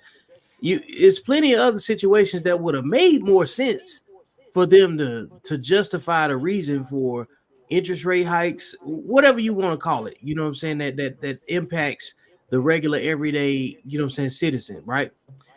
They definitely didn't need a hurricane to do it. There's quite a few steps. They bailed out car companies. They could have let go bankrupt. They said, oh, they too big to fail. But they didn't say, let's just get a hurricane and then wash them all out. They could justify failure on everything. Nobody's waiting on a natural disaster to financially bankrupt. No. You could do that medically.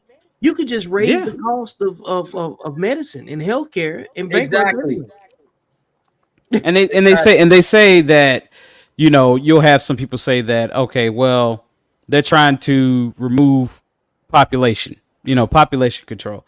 So there's ways to do. People doing that based on sex. Naturally. I mean, abortion is population control. That's exactly what that is. You know what I'm saying? So monkeypox a few years ago. Yeah, I remember that AIDS? crazy shit. Yeah, kind of crazy. You know what I'm saying? But like, and AIDS is reemerging. It's reemerging. AIDS was a death sentence. Then you got Magic Johnson up here. He done raised his whole family.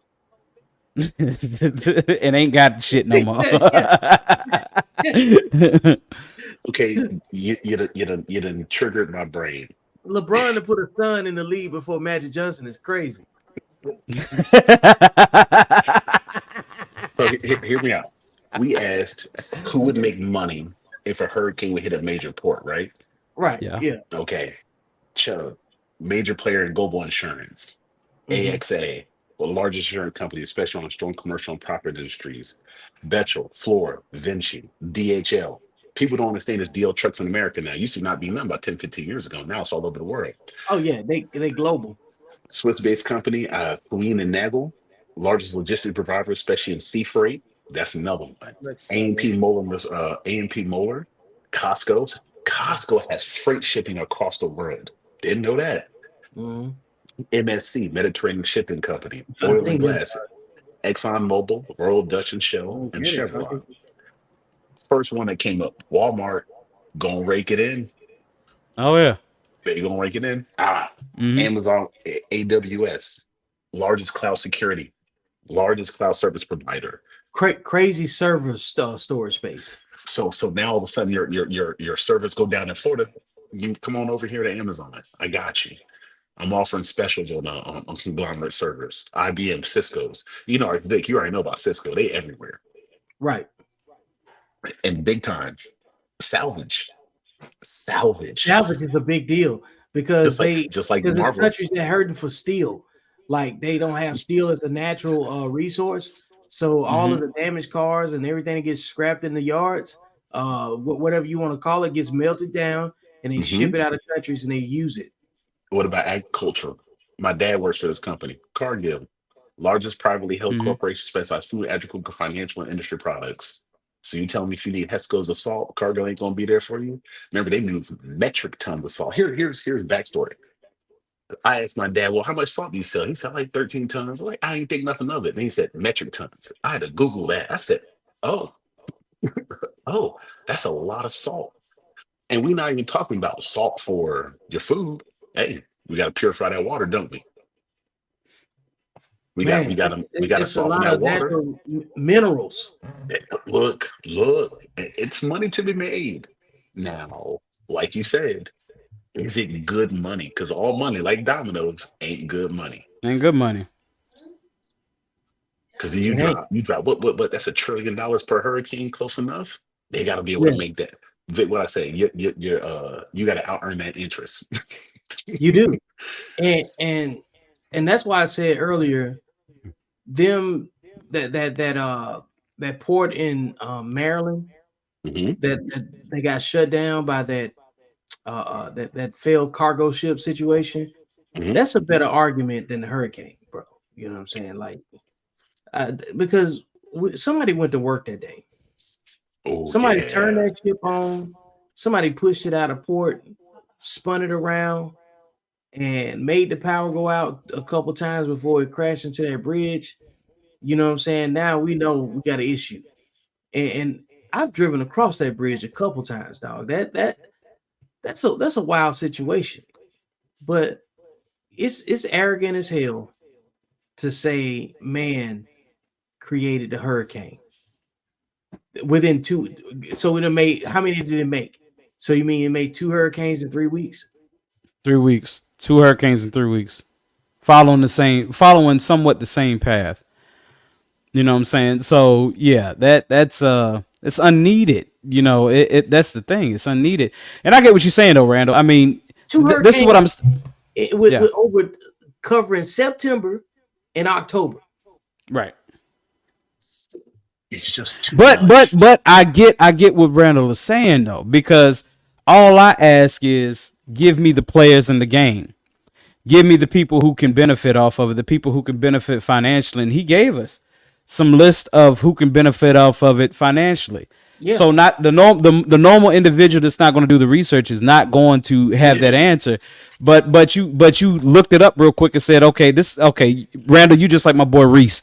Y'all will type some shit in on Google and say, you know, the right questions to ask Google.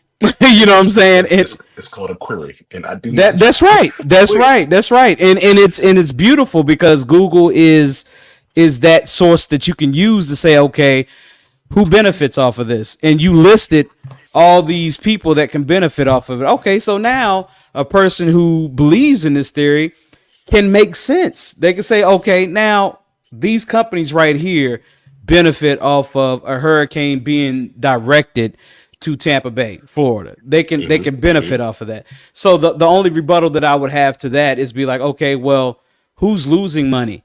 I have to see who's losing money, who loses the most money when it comes to natural disasters. And like I said, insurance companies would definitely lose a lot of money. The ports. Yeah, go ahead. Oh, no. Now, Randall, now when it comes to the insurance company thing, I can't debate you on that. Have you ever sold insurance? What's your involvement in insurance? It's not sold insurance. The reason why I know a little bit about insurance is I'm tore some shit up. And okay, that's different. It's different. That's different. Okay, I get you. That's different, right? I will say this. We'll use real numbers. I went to get home insurance, right? Home insurance said, all right, Mr. Thompson, you get $1 million in home insurance. Natural disasters, anything, $1 million, right? Of course, right. Got it. Cool. It's the fact that on every given day, and backstory, I work for a bank, can't say who I work for, obvious reasons. Every day, over $1 trillion of insurance money is brought in, and only about $1 billion is put out. Think about that.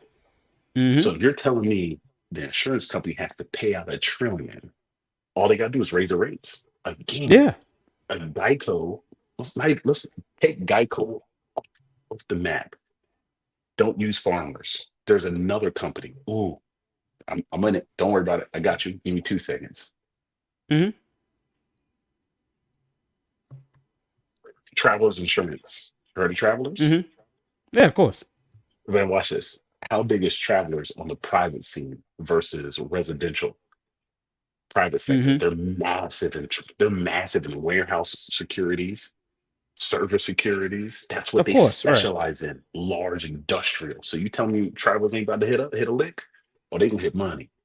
Because when I heard about Travelers, I was getting with the military, not knowing they specialize in insuring the military. Listen to what I just said. They specialize in insuring the military. I give you a case in point. I was in Alaska. I tore a damn generator up, dropped it down a damn hill. Travel insurance came out to the unit. Travelers. So I'm like, wait, the unit has private insurance? Yeah, mandated. You got to look around. Somebody got that. Nah, that's the only reason why I say insurance. I don't know if they're going to make money or they're going to get more customers, which in a 5-year gross cap, when they have to produce that market, I think they'll come out on top after that major loss.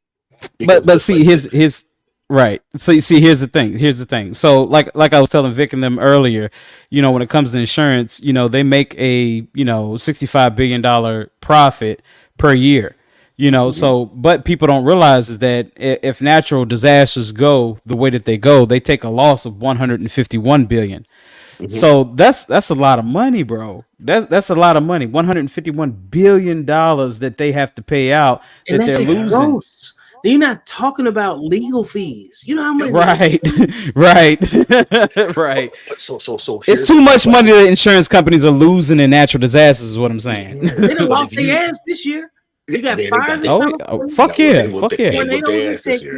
They got what they had. 4 or 5 states ruined between 2 hurricanes in 3 weeks. They ain't even finished processing. You know how long it's gonna take them to just get people on the ground to do a claim? And see, this is the reason why, Vic, I told you, insurance companies are going through insolvency.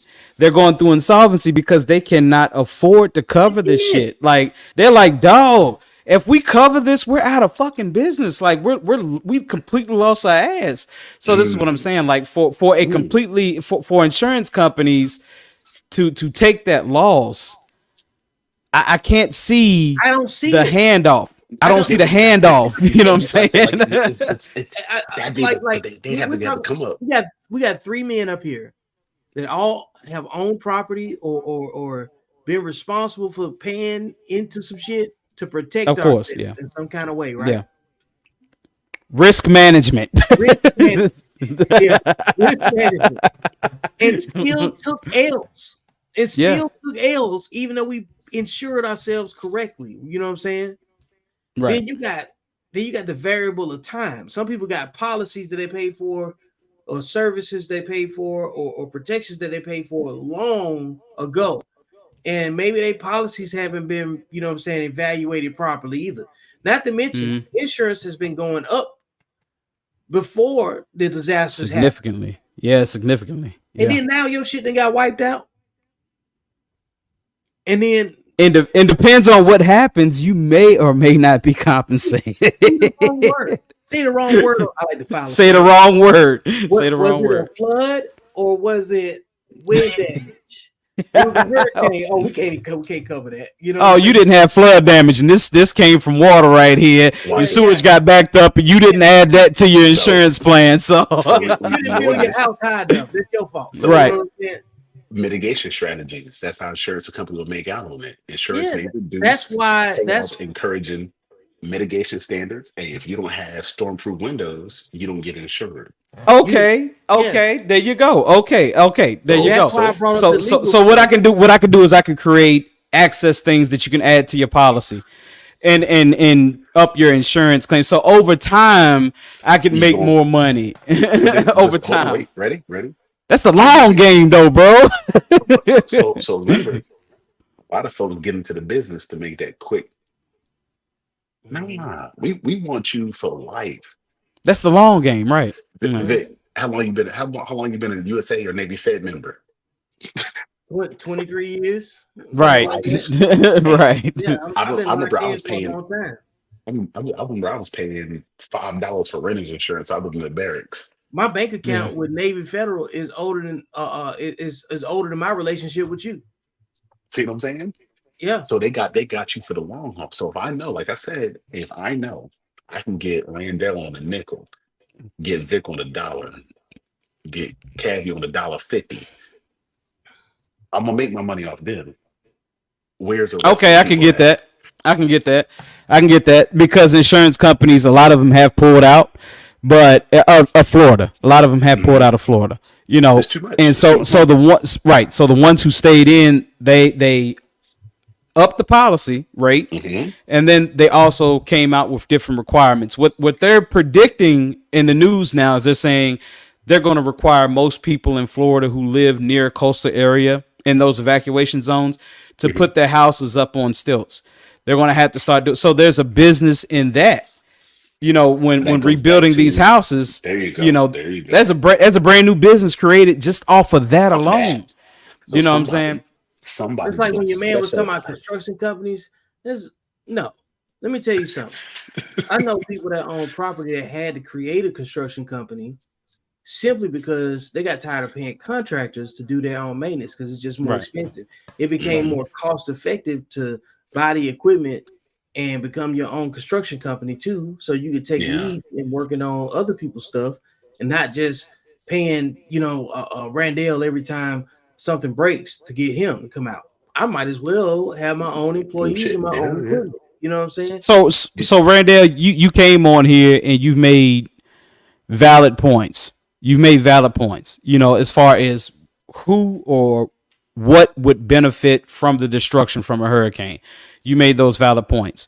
So I'll give you that. Hell, I'll even concede to that and say those things. No, yes, you have to. Once a person makes a valid argument that makes sense, you have to concede to that. Now, that's just one part of the thing that I have to concede to.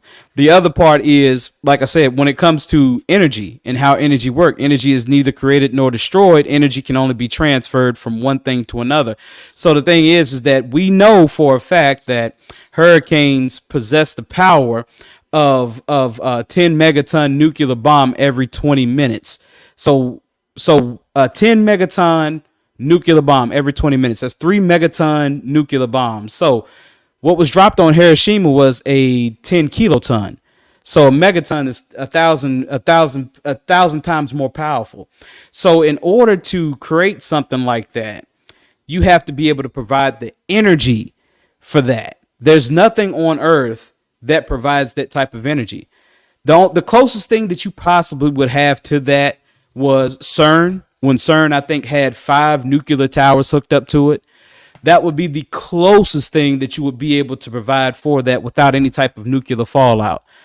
We're talking, like I said, 10 megaton. That's 30 megatons per hour.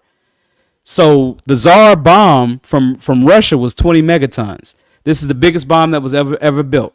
Okay, so you look at Milton right now. Milton's been running category 5 for 48 hours. So we're gonna do the math on that, right? And when you say, okay, they can start it and eventually, Mother Nature will do its course. You don't know what Mother Nature is going to do. You don't know whether Mother Nature is going to. Right. That's arrogance. You don't know what Mother Nature is going to do. You have a guess on what Mother Nature may do, but you don't know what Mother Nature is going to do. So we're talking about an entity, as in a hurricane, which takes weeks to make, and it possesses that much power.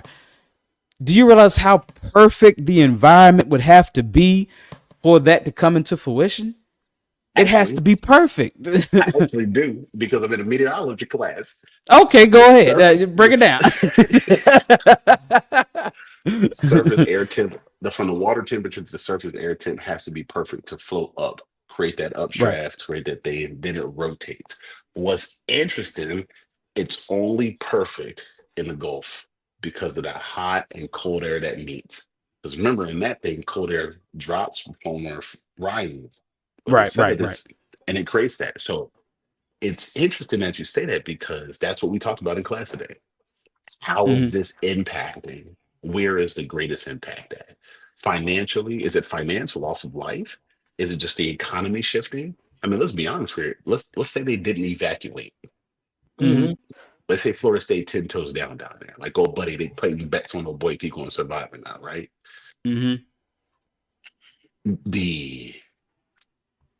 The loss of life would be so catastrophic, it would be considered a national holiday. I mean, you gotta be honest. It'd be catastrophic. Yeah. But let's go a step further. We talk about business, and you talk about the nuclear and how it, the energy, the amount of energy. I just don't see somebody just like snapping their fingers and letting off the amount of energy that's needed would have to be seen or felt, or some radar, some kind of LiDAR, something would pick it up. Something's going to pick it up. Because we're telling me right now. Look, okay. Let me add on that.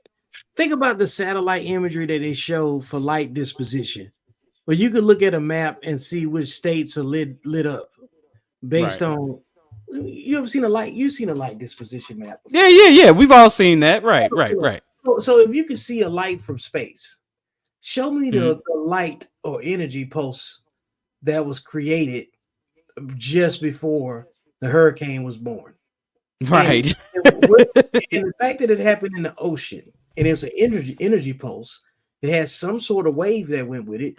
Where's the tsunami? Bingo. Where's the tsunami that goes with creating the instantaneous creation of a hurricane? So somebody out there with a blender just got it stirred up, you know what I'm saying, in the atmosphere. What you just said, Vic, makes a whole lot of sense. So you're talking about the energy pulse. If you're doing this in the middle of the ocean, there's no energy in the middle of the ocean. So you'll see this pulse right here. Where the fuck did all that energy come from? You know, you're going to ask yourself that question. Not only that, the tsunami that it would create. That's what I said. The energy pulse from it. Where's the tsunami? So the next question goes into, okay, we're going to go down the hole. I'll just start spitting it out there because my brain's going a little bit. Let's go this way. Say it's north-south, not east to west for tsunamis. Don't nobody care about Iceland like that. Don't nobody care about Antarctica. Let it hit. But by the time it gets up there, it dissipates. For the tsunami kind of runs its course.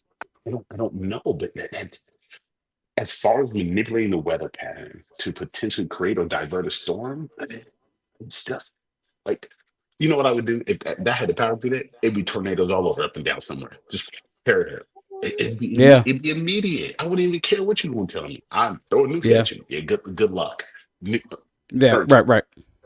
It'd be flicking stuff at people. It'd be instantaneous. What's that button? Game over. Yeah. What you say? Right. You'd hit a button. So we can look at this right here, and we can see where light is around. Like that right there is Birmingham. That's Atlanta. You know he's gonna bring up out Birmingham, didn't he? You know, but I didn't go right to it. I had no choice. You know what I'm saying? That's Dallas. That's Austin. This is Houston. You know what I'm saying? Like pick whatever. Look at California. Look how lit up that is. Yeah, so lit up like crazy. Yeah. It's a large concentration of light. And then we can see where it's dark, where don't nobody live. You know what I'm saying? Right. For whatever reason, Nevada is blacked out for, I'm sure for whatever reason it is. I got a good idea. Right. No need to speak on that. Yeah, right here. This is the Florida Keys. Look at this big gap. Right. Between here and there. Right. Where is the energy pulse of light, or thing that would just indicate that there was energy emission that took place in this part of the world? Now, I get it. Somebody might say it's classified G14, top secret is super secret squirrel, whatever caveats they want to put on it. But these things have happened enough in a 20-year span of time, because you had Katrina, then you had Rita, then you had Andrew, all that shit. Yeah, you name them, whatever. Yeah. But people got to stop using the internet to spread. I ain't gonna tell what people got to stop. They can say whatever they want to say, but get on camera and get out the comments. That's what I want to say. So Vic, go ahead, Randall. We want to get ready to wrap up in a few minutes, sir. Yeah, that's a bet. It wouldn't create a tsunami. It would create a storm surge, which is often confused with tsunamis. Tsunamis are from under That's water. true. So you wouldn't see a tsunami. You might see some high waves. So you can create a storm surge whenever you want to create it. Then there it is. So what other storm surges at? You could do that without a hurricane, then, right? Hurricane Katrina produced large storm surges that flooded there. Are theoretically possible underwater explosion, like a nuclear weapon detonated on the ocean floor, it can create a tsunami. The direct direct correlation and connection between a hurricane and tsunami is very minimal. Very. Yep. Vic, do you see why these type of conversations are dope as shit? They just, Yeah, you I just see. gotta go You see, deep. you see where they go. You see where they go. You know what I'm saying? Like, and I'm gonna cut this up, and I mean this one because it should be cut up at this point because hurricanes are a hot topic, and to talk about these, like I said, these conspiracy theories. Like I said, Randall, he actually came up with some dope ass ideas and saying, okay, here's who can possibly benefit off of hurricanes. Now as far as the science of it, and the transfer of energy from one thing to another, that I don't think will ever be, proven. You know what I'm saying? Because it's just we don't have the ability as of right now to create that much energy to get those type of things rolling. You know what I'm saying? In a non-controlled environment. Because yes, I have seen videos of hurricanes mimicked. I have seen videos of tornadoes mimicked, but those are all in very small controlled environments. You know what I'm saying? So once you get outside of that box and once you get outside of that lab, everything's uncontrolled at that point. And like I said, if you could take the most powerful equipment that you could think of, that requires insane amounts of powers. And like I said, that would be CERN, because CERN at one point had, what was it, 5 nuclear towers hooked up to it by itself. And this is of course the Large Hadron Collider. You know what I'm saying? Now, if you said that somehow they're using that type of device to, I still couldn't see it. I still can't see it. Before you wrap, The fact that man just shut it down is the fact that you can't see it. Like Right. the greatest minds of destruction or not even destruction, the greatest minds that came together to harness and create the most significant amount of destruction of technology Oppenheimer. argued about how to trigger it, let alone conceive that it could even be possible to do. Right. So before you wrap, I mean, we're gonna get some In the facts out. 40s. We're gonna get some facts out, right? Mm-hmm. Kevon, if I pronounce your name wrong, I apologize. Kevon, right? No, Cavi. It's Cavi, written on thank the you. screen.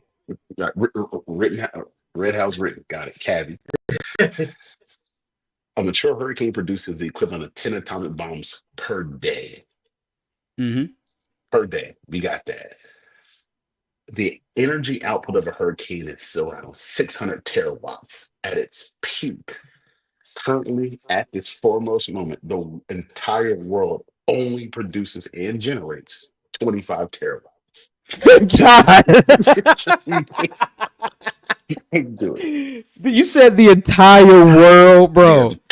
The current energy production, the entire world currently generates 25 terawatts of electricity from all. The argument is combined. closed. The argument is closed. So that's it. It's impossible. If you do that, wait, hold on. And for CERN, and the LHC CERN only consume 150 megawatts. Right. If you don't know the difference between mega and kilo, you're gonna struggle with this. Yeah, you're gonna struggle with that. Absolutely. So with this man, with Randall, right? What Randall just broke down is stating that the power in a hurricane or the energy in a hurricane is much more than all the power used in the world at one time. Where the hell are they getting this energy from? So let me the Decepticons. So we're gonna wrap on it. We're gonna wrap, right? Watch this. But I bet you they're gonna try to figure out how to harness the power of a hurricane. And you can figure out how to harness the power of a hurricane, you can light the globe. So yeah, hell yeah. So what if the interest is in harnessing, not creating? Okay. That's what you got energon cubes for. That's why Decepticons. Yeah, and look, the fucking Decepticons and Autobots. Okay, and you talking about people that don't even know who to have sex with. They still don't. They don't understand. You got to learn. more wine. Look, go ahead and They know explain how GDP. hurricanes work. Man, get the fuck out of here, dog. Go ahead and explain GDP one more time for people that didn't know. No. Oh, Gross domestic product. And most of the time, the grossest domestic product is the Product person that itself. think that they can make hurricanes. Get out of here, man. Like, yo, this has been a very interesting episode of Code Talk. For those people that are caught into the storm's path, the people, the public officials said, get out of there. It's unsurvivable. Leave. You know what I'm saying? Yeah, get to high ground. Yes, Pull it's that. the video that we watched earlier when I opened up the show where the lady was floating downstream and the man jumped in there and saved her. Shout out to him, man. The people in North Carolina, for sure. South Yeah, Carolina, yeah. everybody that was affected by, you know what I'm saying, the storm that's not getting any type of media press, you know what I'm saying, prayers to their recovery and the lost loved ones and stuff like that. I saw one story where a man lost 11 of his family members. You know what I'm saying? Heartbreaking. Family homes and whole lineages and heritage and everything's been wiped out from a lot of people. So Right. it's going to be rough for them, you know what I'm saying, going into things. So we need to be responsible for the information that we share and what we talk about, you know what I'm saying, because using it as jump off points to impart some kind of weird politicized government conspiracy theory that you can't even source or Yeah, understood. put in the conversation. It's kind of disrespectful, and you know what I'm saying. So I wanted to make sure that when we capture this conversation, that it goes up and down the scale of what makes sense and what doesn't, because this is a solutions only based podcast, and we have determined today that the solution is not in what man thinks, you know, it's in what man reacts to. So being said, I see you guys next week. Cavi, appreciate you. Randall, appreciate you jumping on here. And Oh, no for doubt, everybody else that tuned in, you know what I'm saying, we out.